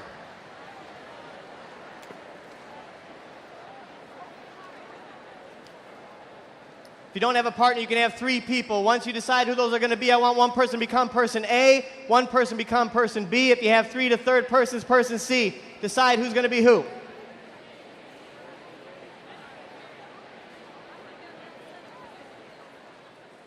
All right, all the A's in the house, raise your hand. If you're an A, raise them up. A's, here's what you're going to do. When you hear the music, I want you to transform yourself, and you must become the most energetic, solid gold dancer in the whole wide world. B's and C's, raise them up. B's and C's. B's and C's, here's what you're going to do. When you hear the music, I want you to watch your partner A. And then you must do everything exactly the same way they're doing it. Copy every move they're making. So when the music comes on, A's begin, B's and C's copy. If you're ready out there, let me hear you say, yeah! Here we go.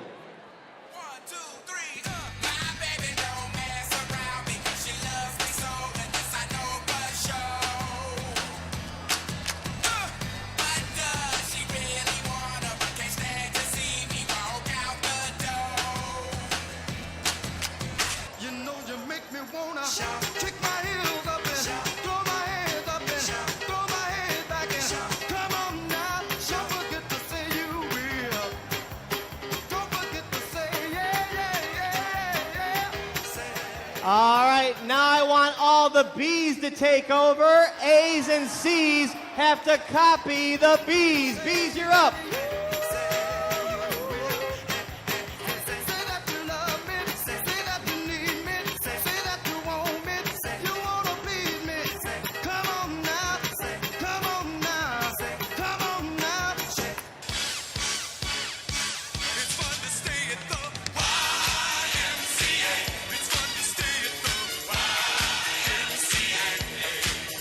They have everything.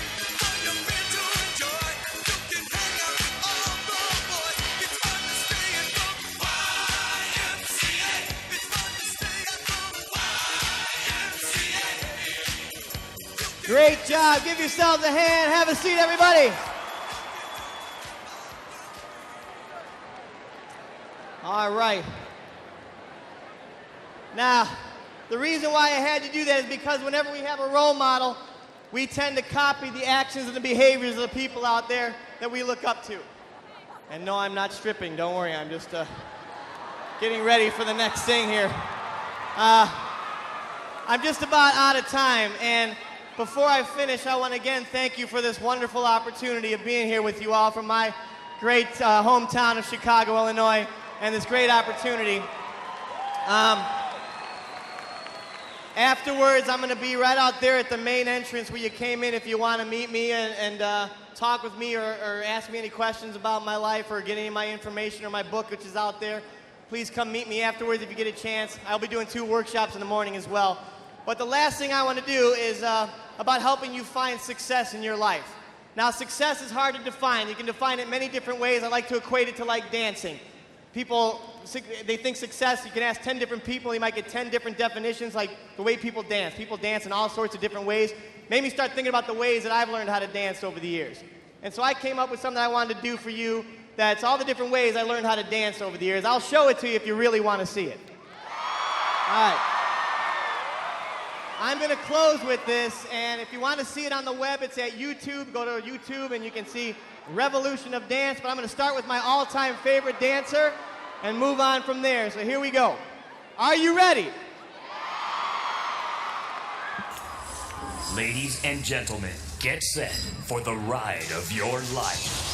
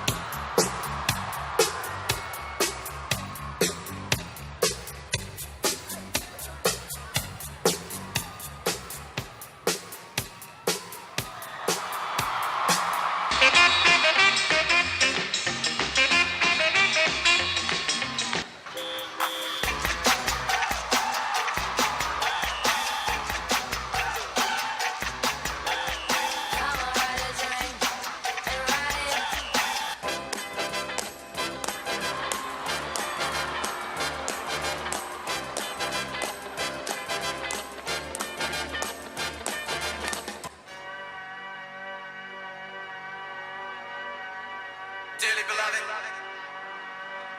we are gathered here today to get through this thing called life.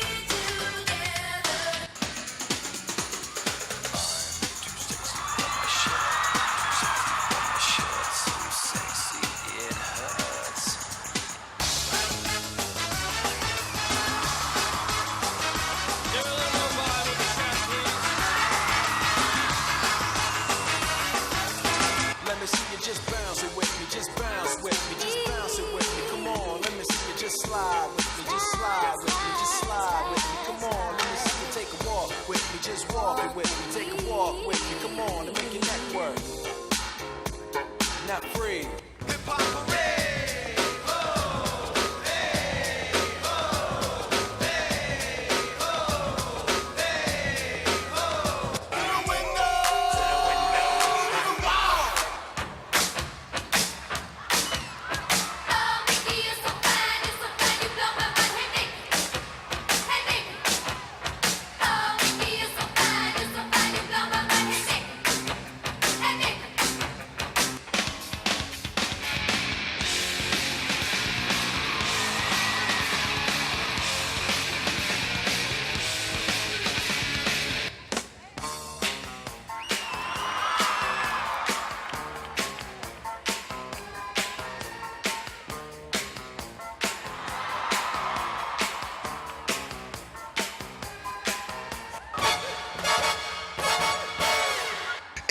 clap your hands. Clap, clap, clap, clap your hands.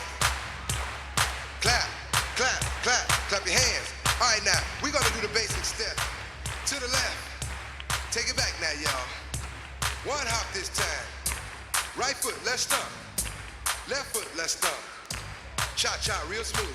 Come on, shake your body, baby, do that conga. No, you can't control yourself any longer. Feel the rhythm of the music getting stronger. Don't you fight it till you try to do that conga beat.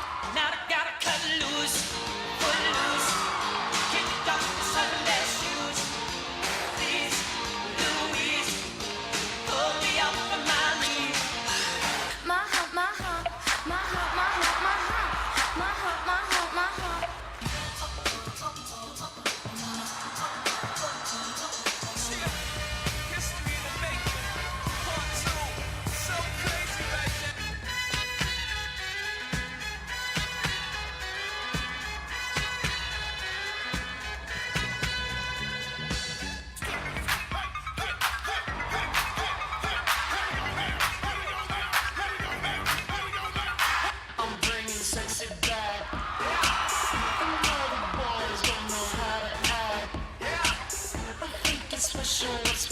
Your back. So turn around and I'll pick up the slack. Take up this bridge.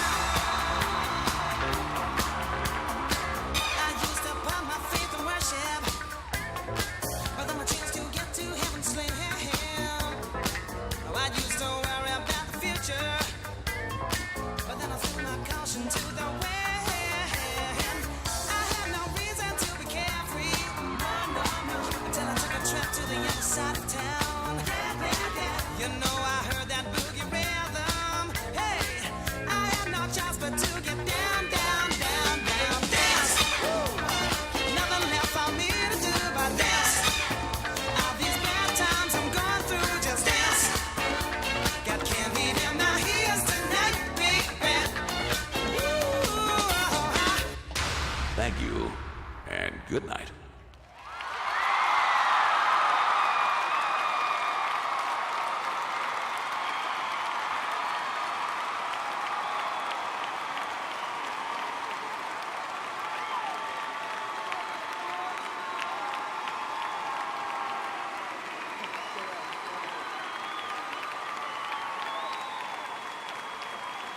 Thank you, Eddie, so much for sharing your time with us.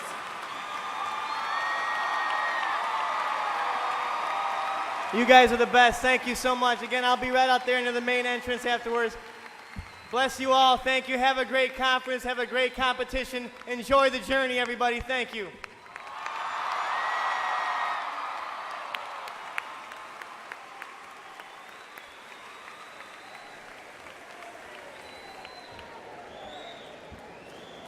Before we continue with our national campaign rally, we have several important announcements. Please remember that business attire and name badges are required for all events. After tonight's session and campaign rally, there will be a rehearsal for all Who's Who recipients. All Who's Who recipients should report to the stage following the campaign rallies to practice for the awards session tomorrow evening, or for the Awards of Excellence ceremony. The FBLA PBL Marketplace is open daily and is located in Soldier Field and the Hyatt. Make sure to stop by so you can purchase your NLC souvenirs and FBLA apparel. Also, don't forget to visit the exhibit area in Riverside Center West tomorrow from 9 a.m. to 4 p.m. or June 30th from 9 a.m. to 2 p.m. Check out many of the companies that are reaching out to help you. Visit their exhibits, try samples, ask questions, and learn how they can support your chapter and your career. On Sunday night, after the Awards of Excellence ceremony on Sunday, join us at the Hyatt for our 2007 FBLA social event sponsored by KPMG. Put on your boogie shoes for the 70s disco party. Test your skills in the sports club. Take the stage to sing American Idol. and laugh the night away at the Whose Line Is It Anyway improv club. Finally, please be aware that buses will depart the UIC pavilion according to the time you left your hotel this evening. Please remain seated after the session ends and for further instructions.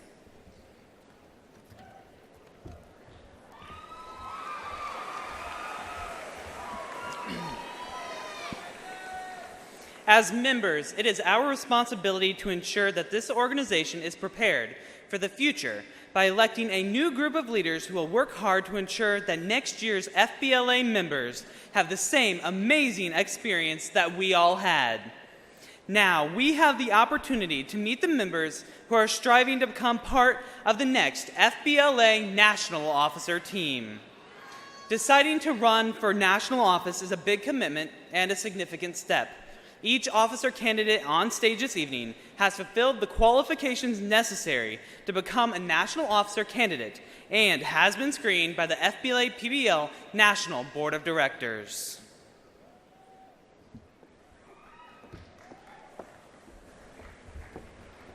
We'll begin tonight's campaign rally by introducing the candidates for National Parliamentarian. This is not an elected position.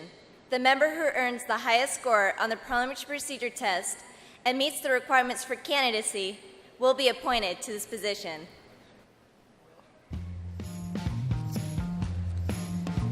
Please welcome your 2007-2008 candidates for National Parliamentarian. Bo Foxworth from Louisiana. Melissa Hu from Kentucky. Devin Wallace from Wisconsin. Elizabeth Wassam from Virginia. And Amber Widgery from Colorado. Good luck to all candidates for National Parliamentarian.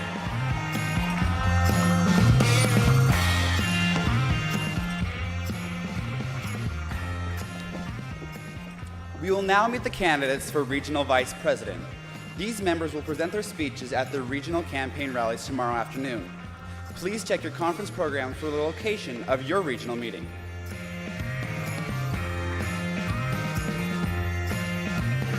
We now welcome the candidates for the offices of Regional Vice President.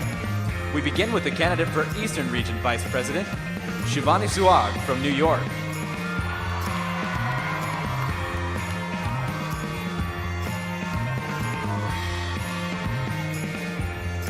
Next, the candidates for the position of Mountain Plains Region Vice President, Cooper Teal from Kansas, and Fifi Zhang from Texas.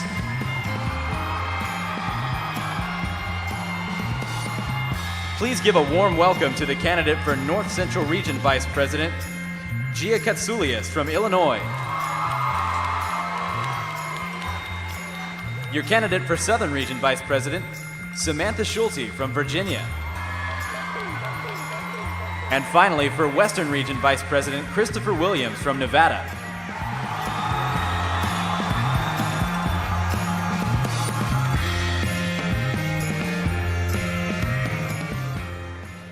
Good luck to all the candidates for Regional Vice President.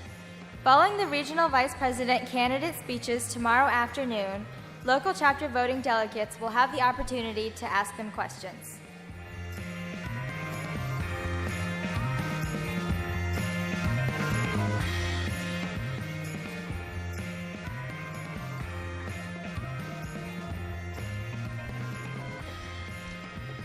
Tonight, you will hear the goals and platforms of the candidates seeking the offices of National Treasurer, National Secretary, and National President.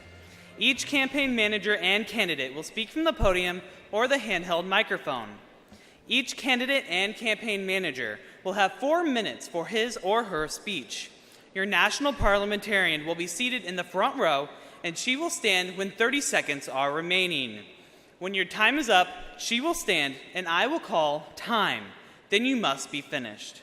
If I rap the gavel, you must be seated. The campaign speeches will be given in the following order: Treasurer, Secretary, and President.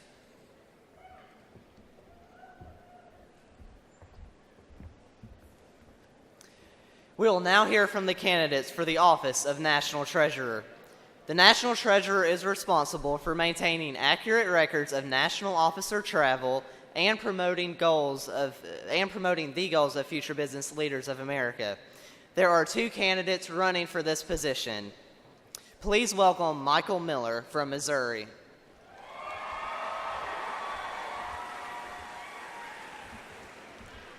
Hello, my name is AJ Whistler, and I'm here to tell you to vote M&M. By M&M, I mean Michael Miller. Michael is running for FBLA's National Treasurer, and I have never met a more qualified person to be your FBLA Treasurer. I have known Michael since the first grade, and I've had first-hand knowledge of his leadership abilities and commitment to FBLA. Michael was recently elected our FBLA District Vice President and has had an office at his local FBLA chapter since his sophomore year. He is actively involved in his local high school, student council, National Honor Society, freshman mentoring program, and band. If you're looking for someone with leadership experience, then Michael Miller is your man. Please stop by Michael's booth and join him for a game of tennis or bowling on the Nintendo Wii system. You'll have the opportunity to meet Michael, whose personality, drive, and abilities make him the best choice for FBLA National Treasurer. FBLA, I give you Mr. Michael Miller. Grab that real quick. Good evening, FBLA. Each of you demonstrated excellent skills in the world of business, and look where you are because of it. I stand before you as both your peer in the world of business and as a candidate for National Treasurer. I have the experience, capacity, and willpower to be an amazing leader for FBLA. This last year, I was in charge of our yearly fundraiser. Through my work and the work of our local FBLA chapter, we raised $2,600. I was also the co-chair of our yearly canned food drive, which in only 2 hours of trick-or-treating for canned goods, Carl Junction FBLA raised 2,600 cans to donate to local food shelters. Excuse me. FBLA has given me so much. Through my years of being involved in FBLA, I have grown confident in my abilities as a leader, in myself and others. It has taught me how to be a leader in and out of FBLA and how to demonstrate those leadership skills everywhere. I have gained an ever-growing contact list from people that I've met here and everywhere else that will last me a lifetime. Through this great organization, I have found that I wish to pursue a business career. I'm here before you today because I want to give back to FBLA and to share my experiences with other future business leaders. I've said a bit about me, what I've done, but in the end, that isn't all that is important. What matters the most is what I can do for you. I'm here to serve you, FBLA. Your vote, your voice, it matters to me. I want to be able to work towards even larger membership within our great organization and work with the national officers to create a more cost-efficient leadership training for the youth of our nation. By voting me, your voice is heard and it's speaking very loud and very clear. I want to see a great FBLA next year.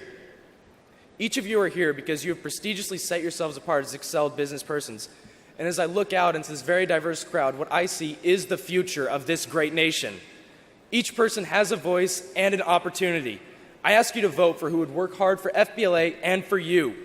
I urge you, let your voice be heard. Vote Michael Miller for FBLA National Treasurer. Vote M&M. It's a win-win.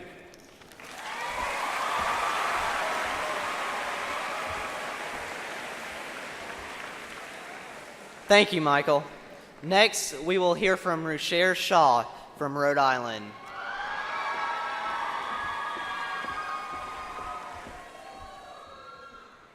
Dwight D. Eisenhower once said, "You cannot lead people by hitting them over the head. That's assault, not leadership." Through my experience with a very good friend and the incoming president of Rhode Island State FBLA, I have truly observed this quote in action. It is my great pleasure to introduce to you a candidate who can bring exciting and innovative ideas to FBLA as your 2007-2008 National Treasurer. Ruchir Shah is the most motivated and consistently driven FBLA member that I know, an individual who is truly passionate about this organization. Ruchir has held many leadership positions at the local, state, and national level. In the past year, he was Rhode Island State Vice President and National Public Relations Chair, demonstrating his involvement in every facet of the FBLA world. Ruchir is a great friend, and he will make a great treasurer. The future is clear. Vote for Ruchir. Let me introduce to you Ruchir Shah. Thank you, Shreya.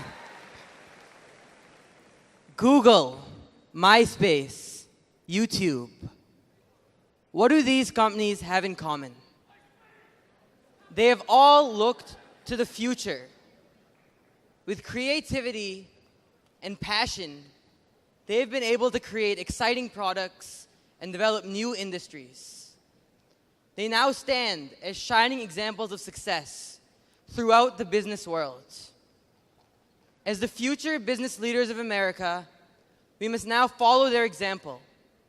We must look to the future. Good evening. Tonight, I am pleased to announce my candidacy for National Treasurer. With my clear plan, we can together achieve a much brighter and more productive future. I propose the following plan. First of all, I would like to create a new forum for young entrepreneurs. I would like to create an online discussion center and series of video lectures devoted to members who own their own businesses. Secondly, I would also like to launch increased partnerships with business. By working together with businesses throughout our community and across the nation, we can truly achieve success. I would also like to establish an online internship resource center. Nothing is more valuable than an internship and experiencing the real business world. By gaining better access to internship opportunities, we can ensure that we discover the tickets to our futures. Something else is increased communication for fundraising to achieve greater fundraising success. I would like to create a new National Treasurers newsletter to document the successes of individual chapters in fundraising from across the nation. Lastly, I would like to utilize public relations to further improve excitement about our organization. Through a stronger and more integrated nationwide public relations program, we can truly increase overall excitement and interest. A prestigious inventor once said, "My interest is in the future because I'm going to spend the rest of my life there." There is no time to waste. We must now look to the future to achieve lifelong success.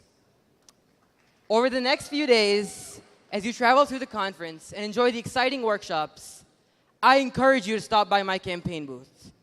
Together, we can ensure a clearer future. Together, we can make the choice to continue growing and achieving success. Time. Future is clear. Vote for Ruchir.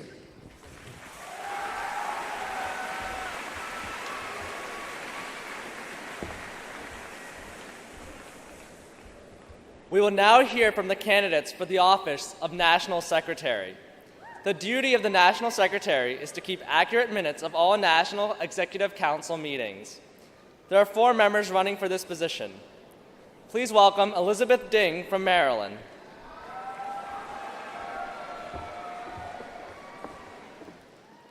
Good evening, FBLA. I am Jillian Fearson, and I hope you are all excited to be here tonight because I am about to introduce to you someone who can bring FBLA to new heights.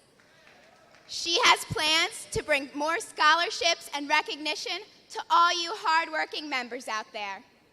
She has ideas to ensure that FBLA students get real-life business experience before they graduate high school. And more than that, she has the motivation to put these plans into action because she is a hardworking, dedicated, and innovative thinker, and she is your candidate for National Secretary. Please give a warm welcome to Elizabeth Ding.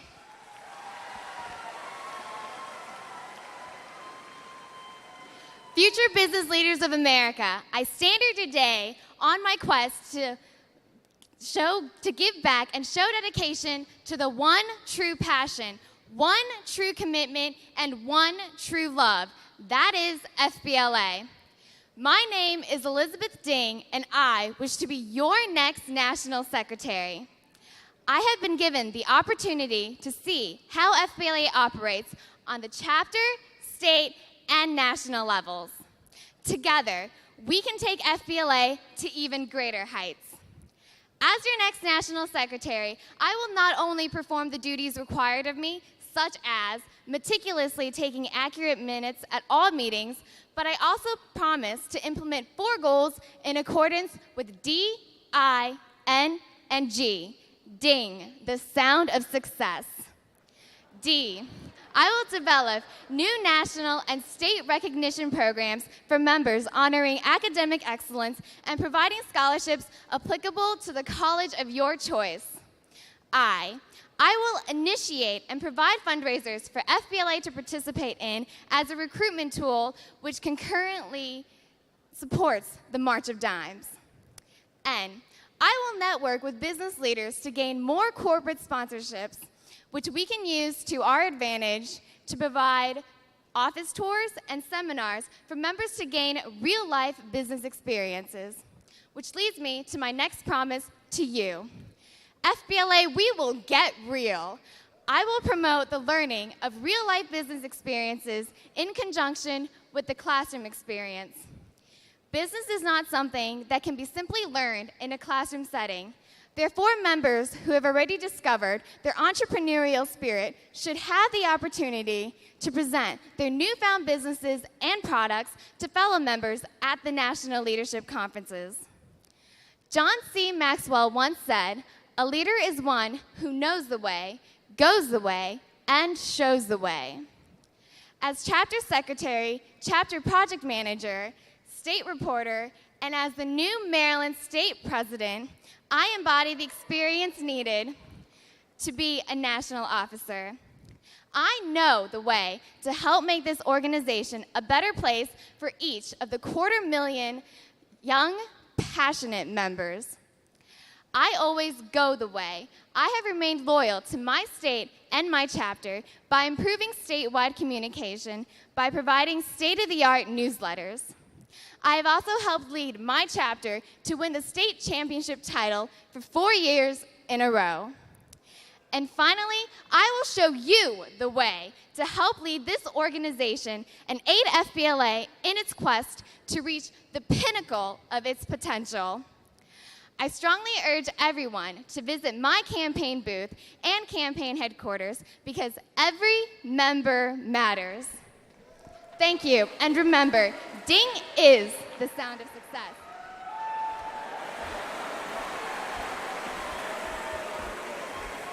Thank you, Elizabeth. Next up is Janet Lee from Kentucky.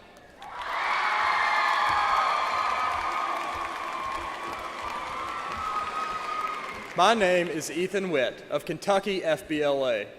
I have the privilege of nominating Janet Lee as Kentucky's candidate for the office of National FBLA Secretary.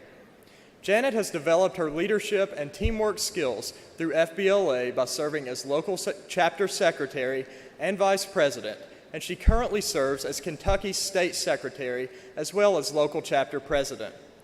Janet is constantly amazed by the commitment the national officers make and the time they are willing to devote to FBLA. Janet believes spending time with chapter officers and fellow members is like being part of a family. She wants to share what she has gained, to give it all back, and to help others through the family, which is future business leaders of America. She only needs your support. So join me on an amazing adventure in 2007, 2008, as we go under the sea with Janet Lee.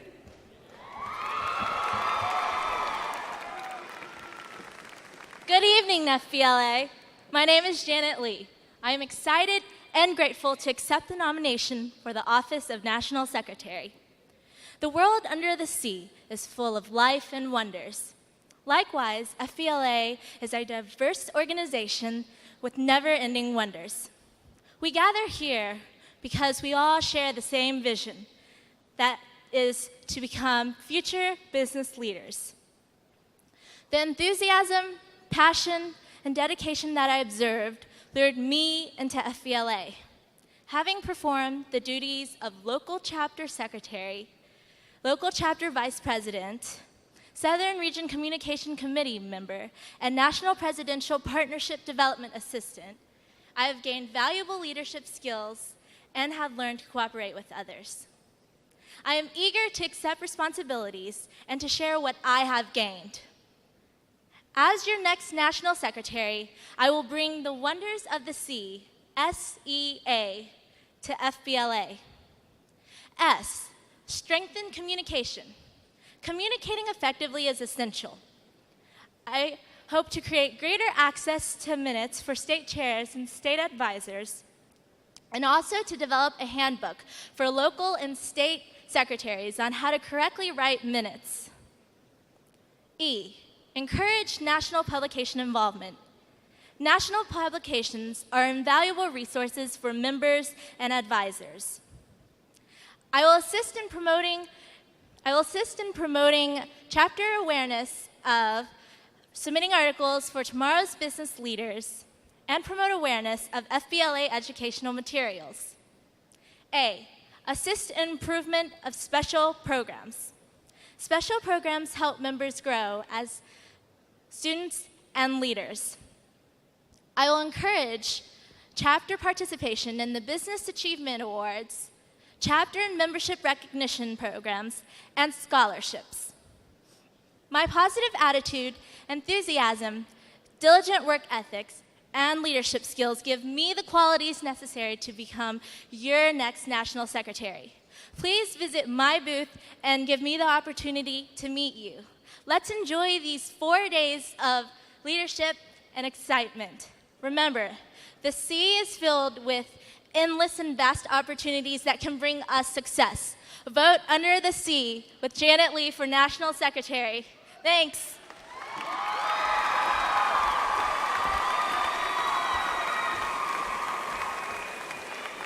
Thank you, Janet. Our next candidate is Allison Rollins from West Virginia.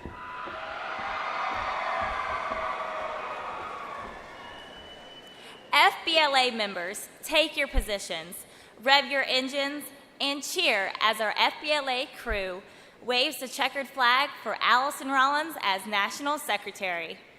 Our candidate is prepared, qualified, and ready to be the leader of the pack in order to zoom FBLA to success. Allison reached the pole position on the FBLA track by qualifying as a 2007 National Public Relations Committee member, developing a Southern Region media database, submitting an article for FBLA publication, and serving as West Virginia's State Secretary and being elected the 2007-2008 State President. Allison has entered the FBLA track by completing 3 years of the Institute for Leaders and National Leadership Conferences in Orlando and Nashville, then shifting gears by attending the National Fall Leadership Conferences in Pittsburgh and Jacksonville. Allison continued her success on the track by serving as president of the class her freshman, sophomore, and junior year at Point Pleasant High School. Allison continues to accelerate by maintaining a 4.5 GPA. It is time to put this campaign into high gear and zoom to success with my best friend and your next National Secretary, Allison Rollins. FBLA members, start your engines and prepare to burn rubber, as this is the year for FBLA to zoom to success. Last year, as a member of the National Public Relations Committee, many goals were accomplished that provided our premier organization the perfect pole position to bring home the membership win for 2007. It is my desire to continue my work at the national level.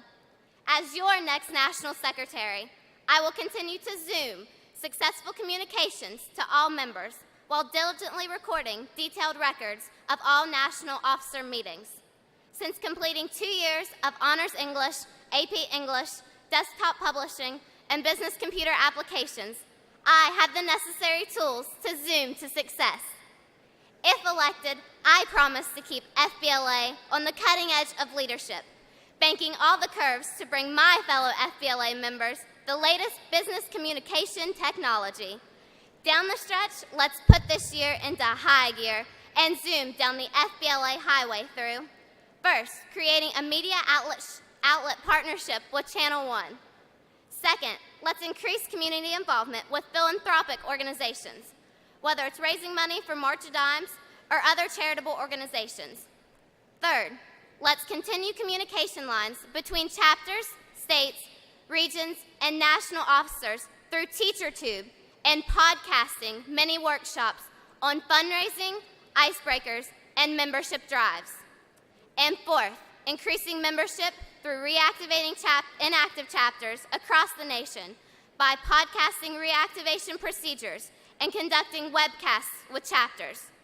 Through teamwork, we can achieve a turbocharged membership year.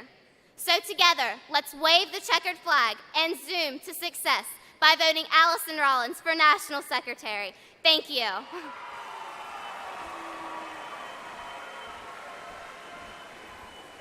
Thank you, Allison. Our final candidate for the office of Secretary is Samuel Smith from Washington.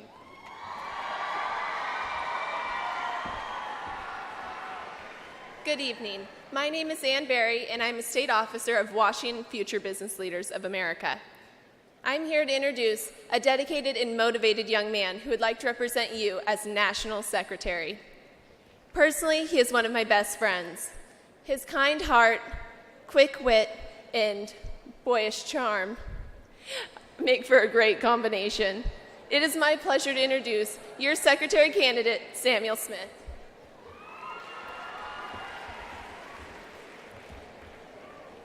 Sam I am, green eggs and ham. It's been said 1,000 times, but never had I imagined that Dr. Seuss's clever wit could be used to my advantage. However, I decided to put it to the test by making it my 2007-2008 National Secretary campaign slogan. My name is Samuel Smith, and today I stand before you in the hopes of becoming your next National Secretary. Over the course of the 2006-2007 year, I served as Washington State Secretary, and I worked with the National Western Region as the Action Council Secretary. When taking on the role of an officer of this organization, like any job, it takes time and it takes experience for one to get the hang of what they're doing and completes one task at a steady and confident rate. I believe that my experience as a state officer and National Western Region officer will help me to better serve you as a national officer by giving me the chance to implement right away the experiences I have learned as your national officer. I have completed the job description of Secretary firsthand from 2 different levels of this organization, and I feel confident in my skills to serve at the national level. As Washington State Secretary, I served on both the Board of Directors and Executive Leadership Committee. I have the skills necessary to take an exceptional minutes and feel comfortable doing so in all types of meetings. I feel that my skills as a leader have been significantly influenced through my experiences in FBLA. Not exclusively to my past role as a state officer, but to all that FBLA has offered me. From the NLC and the IFL, through representation opportunities for the Washington Association of Career and Technical Education, and even each and every local chapter meeting I attend, I feel as if I am gaining something valuable as a leader and as an individual. FBLA has given me so much, and I wish more than anything to give back as your National Secretary. Hard work and dedication are 2 things that come to mind when I think of the tremendous responsibility of becoming an officer in this organization. I am not up here for personal reasons. I am up here because I truly believe in what FBLA is trying to accomplish, and I am optimistic about the future of this wonderful organization. If I were to be elected National Secretary, I would forward all of the enthusiasm in my body towards fulfilling my responsibilities. You would not regret voting me your next National Secretary. As Secretary, I would encourage the National Officer team to engage the local chapters in more community involvement. To know where you're going in the business world, it is essential that you know what it takes to make it in your own domestic business communities. I really want you all to walk away from here with a sense of who I am. I want you to understand what I've put into FBLA and my candidacy for this office. I am a dedicated individual who considers FBLA business a priority. I know that I can help FBLA to accomplish great things and be established as an organization from which everyone who participates in it has a fun, educational, and overall beneficial experience. Becoming an FBLA officer requires a passion for this organization of future business leaders. I have always believed in what FBLA stands for. The mission statement of FBLA is to bring business and education together in a positive working relationship. through innovative leadership and career development programs.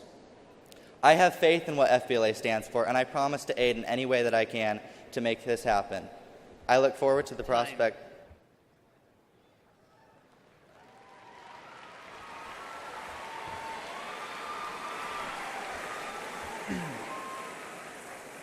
We will now hear from the candidates for the office of National President. The National President is responsible for presiding over all National Executive Council meetings and promoting the goals of the association, as well as the interest of the membership. There are 4 candidates for this office. Please welcome Jim Dans from California.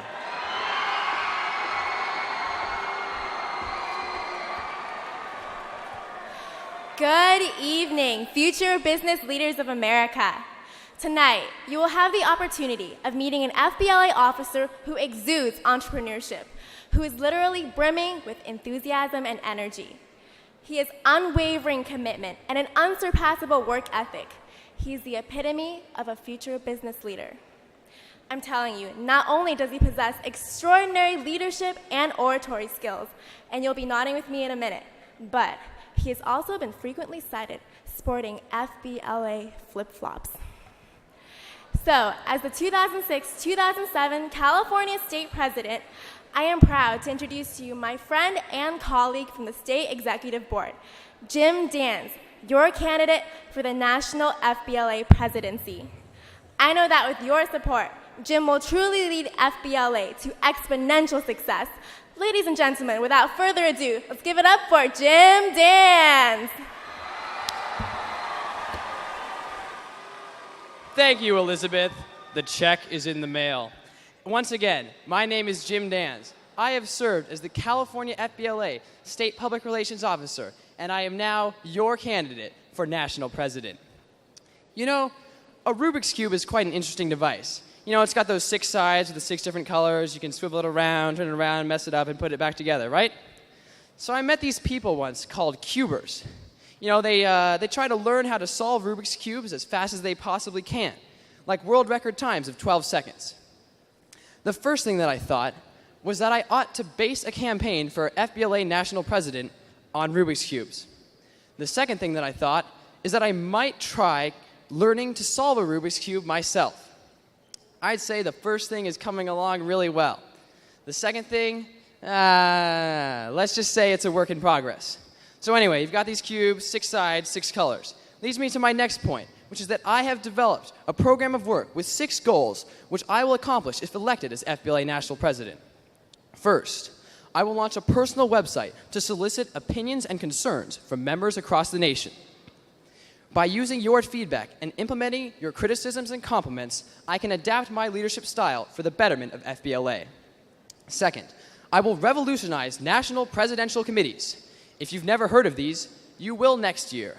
For the time has come for us all to be innovative, for we are future business leaders of America. And as Apple CEO Steve Jobs once said, innovation distinguishes between leaders and followers. Third, I plan to bolster nationwide networking via the national forums because collaboration and communication create synergy and progress. Fourth, I will develop a chapter management toolkit of member-driven tools for FBLA chapters across the nation. Because Microsoft chairman Bill Gates once said, if you give somebody the tools and they use their natural abilities and curiosities, they will develop something that is far beyond what you might have expected. Fourth, I will secure increased industry and congressional support, mainly via new national partnerships. I plan to do this by utilizing my personal connections with such companies as Google and Microsoft. Expanding partnerships expands opportunities for FBLA members, or as British Prime Minister Winston Churchill once said, if we are together, nothing is impossible.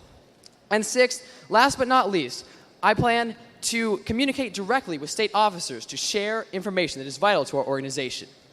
In essence, with my 6-part plan implemented, FBLA will experience success cubed. Thank you, and please remember, support me, Jim Dans, as your candidate for FBLA National President. FBLA, I hope to see all of you around throughout this conference, and let's make this conference ridiculously legendary.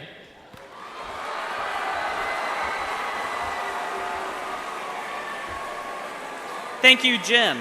Next, we have Holly Shuck from Pennsylvania.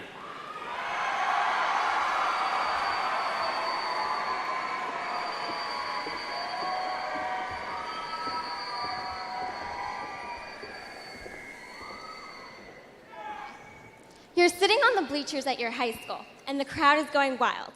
They're practically roaring with anticipation. Both basketball teams are lined up on either side of the court with their game faces showing.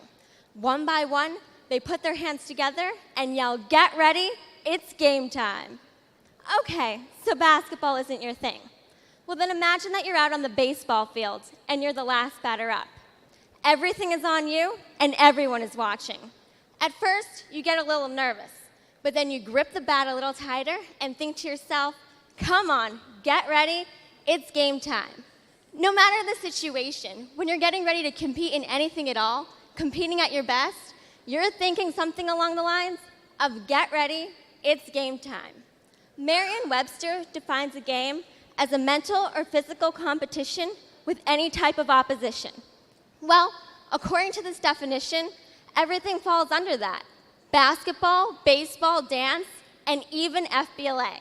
So regardless if you're getting ready to shoot that #1 winning basket, or you're sitting in a room with some of the nation's brightest at an FBLA conference, you're playing the game and you're playing to win, and you're thinking along the lines of, "Get ready, it's game time." Well, FBLA, don't you want somebody coming up to bat with this type of attitude? Somebody who will not only maintain FBLA's current reputation, but also strive to make FBLA even better? The idea of any game is quite simple. You play to win. But let's take another look at basketball. You look to see where your common, most determined, strong player stands, the one who is willing to score those last few winning points. That's who you get the ball to. So when you're shooting the ball halfway across the court in hopes that it reaches this person, just remember, shoot for Shuck, Holly Shuck for national president, because FBLA, it's game time. And now introducing your candidate for national president from the starting lineup, Holly Shuck. Okay, so the ball's been shot. Now who's going to catch it? FBLA, I'm Holly Shuck, and I'm going to be a senior at Hazleton Area High School in Eastern Pennsylvania, and I'm asking you to elect me as your next president. I may not have anything on Michael Jordan, and you definitely won't see me in Chicago playing at Wrigley Field. But when it comes to FBLA, I'm ready and eager to step up to bat and lead us all towards the future.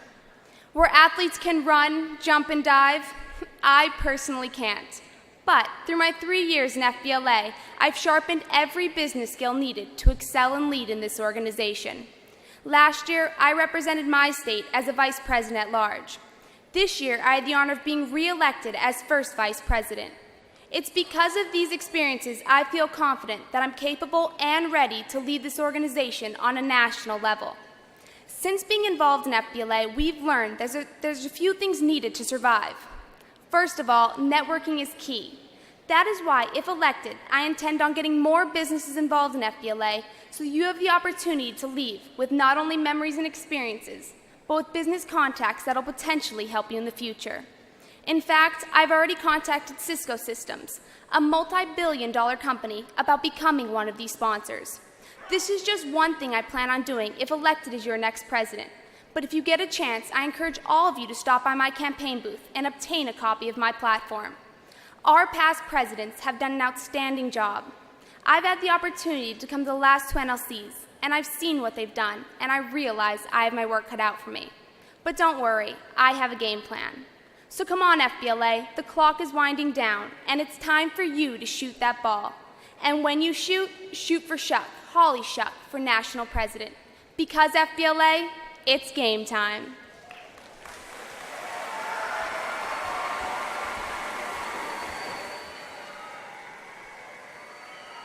Thank you, Holly. Our next candidate is Willen Sin from Oregon.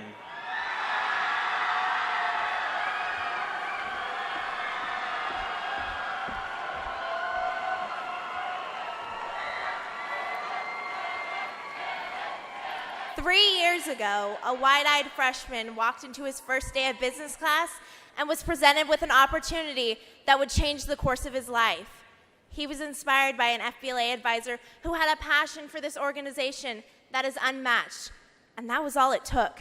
He was hooked. Since that day, he has expanded his involvement in the FBLA to the limit by achieving the America level of the Business Achievement Awards, serving as his local chapter vice president, Oregon FBLA state president, and Oregon FBLA executive vice president. He is here tonight because he is passionate about this organization and has a plan for the future that will take FBLA straight to the highway of success. FBLA, if there's a willin', there's a way. Ladies and gentlemen, I present to you tonight your candidate for national president, Mr. Willinson.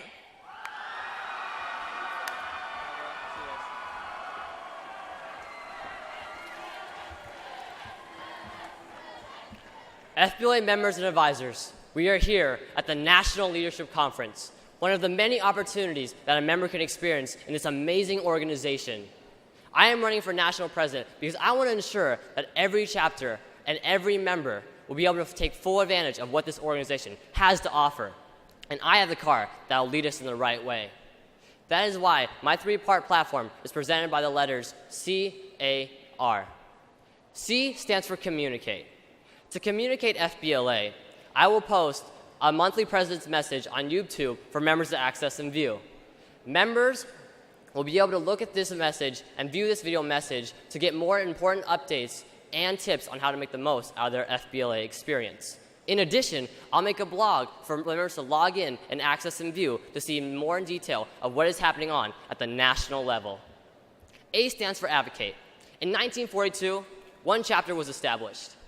Today, there are more than 13,000 chapters established worldwide. This would not have been possible without the help of you dedicated members, advisors, business supporters, and professional members. But just think, if we expand our advocacy to administrators, nonprofits, and legislators, we could do so much more. How awesome would that be? And R. R stands for replicate. How does a member take full advantage of what this organization has to offer? One way is by being involved with the Business Achievement Awards program. Some states do an amazing job of promoting and participating in the Business Achievement Awards program. I want to replicate their success to other states so that we can be on the same platform to success. My campaign theme is, if there's a willin', there's a way. And that isn't just a catchy phrase.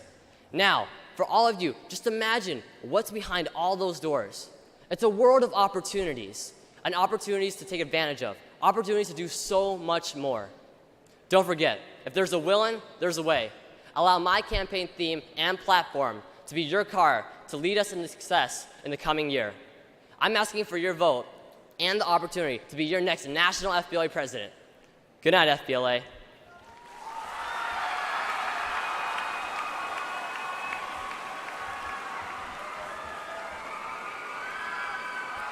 Thank you, Willen. Our final candidate is Michael Yaroshovsky from New Jersey.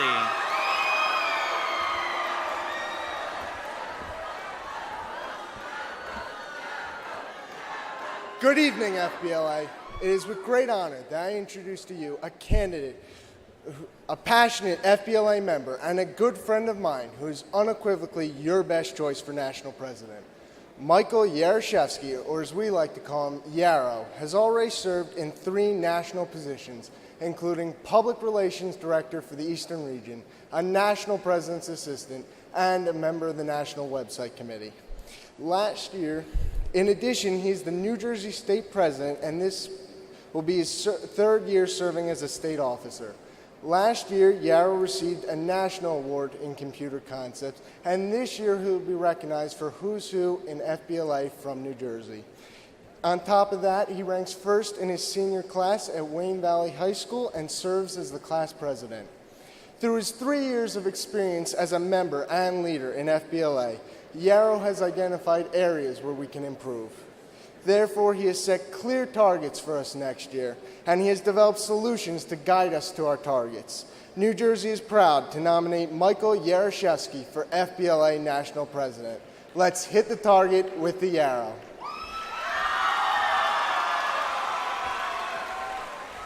Thanks, Warren. I graciously accept the nomination. Good evening, future business leaders of America. Thanks to your hard work and the leadership of this year's National Officer Team, we have increased membership by an astounding 6,000 members. All members and advisors are to be commended for their contributions to this significant achievement. Furthermore, this is the largest national leadership conference in FBLA history. We are on our way to achieving even more next year. In order to do this, we need an exceptional national officer team, and I am confident that I have the experience and passion necessary to lead FBLA as your national president. Serving as a state officer in my sophomore year, I found my passion for leadership, so I became interested in the national level. Through the national level, I worked very closely with the national president and Eastern Region vice president. This has allowed me to understand how to be an exceptional national president, how to work with national officers, and how to communicate with members from around the nation. From my 3 years of experience, I have identified areas where we can improve. I am confident that we can foster national unity, promote activity, improve communication, generate awareness, and of course, increase membership. To accomplish these goals, that is, hit these targets, I have brainstormed effective and feasible solutions. For example, I want to have telephone conversations with state officers from around the nation. Then, we can implement a new Suggested Activity of the Month program to exchange successful ideas among chapters. I believe that success is the result of doing more than just good enough. Next year, I intend to do far more than simply fulfill my duties as national president. Therefore, it is with both confidence and humility that I present myself to you as a candidate for FBLA National President. Remember to vote accurately for Michael Yaroshevsky. Hit the target with a yarrow and give me a chance to show you leadership in action.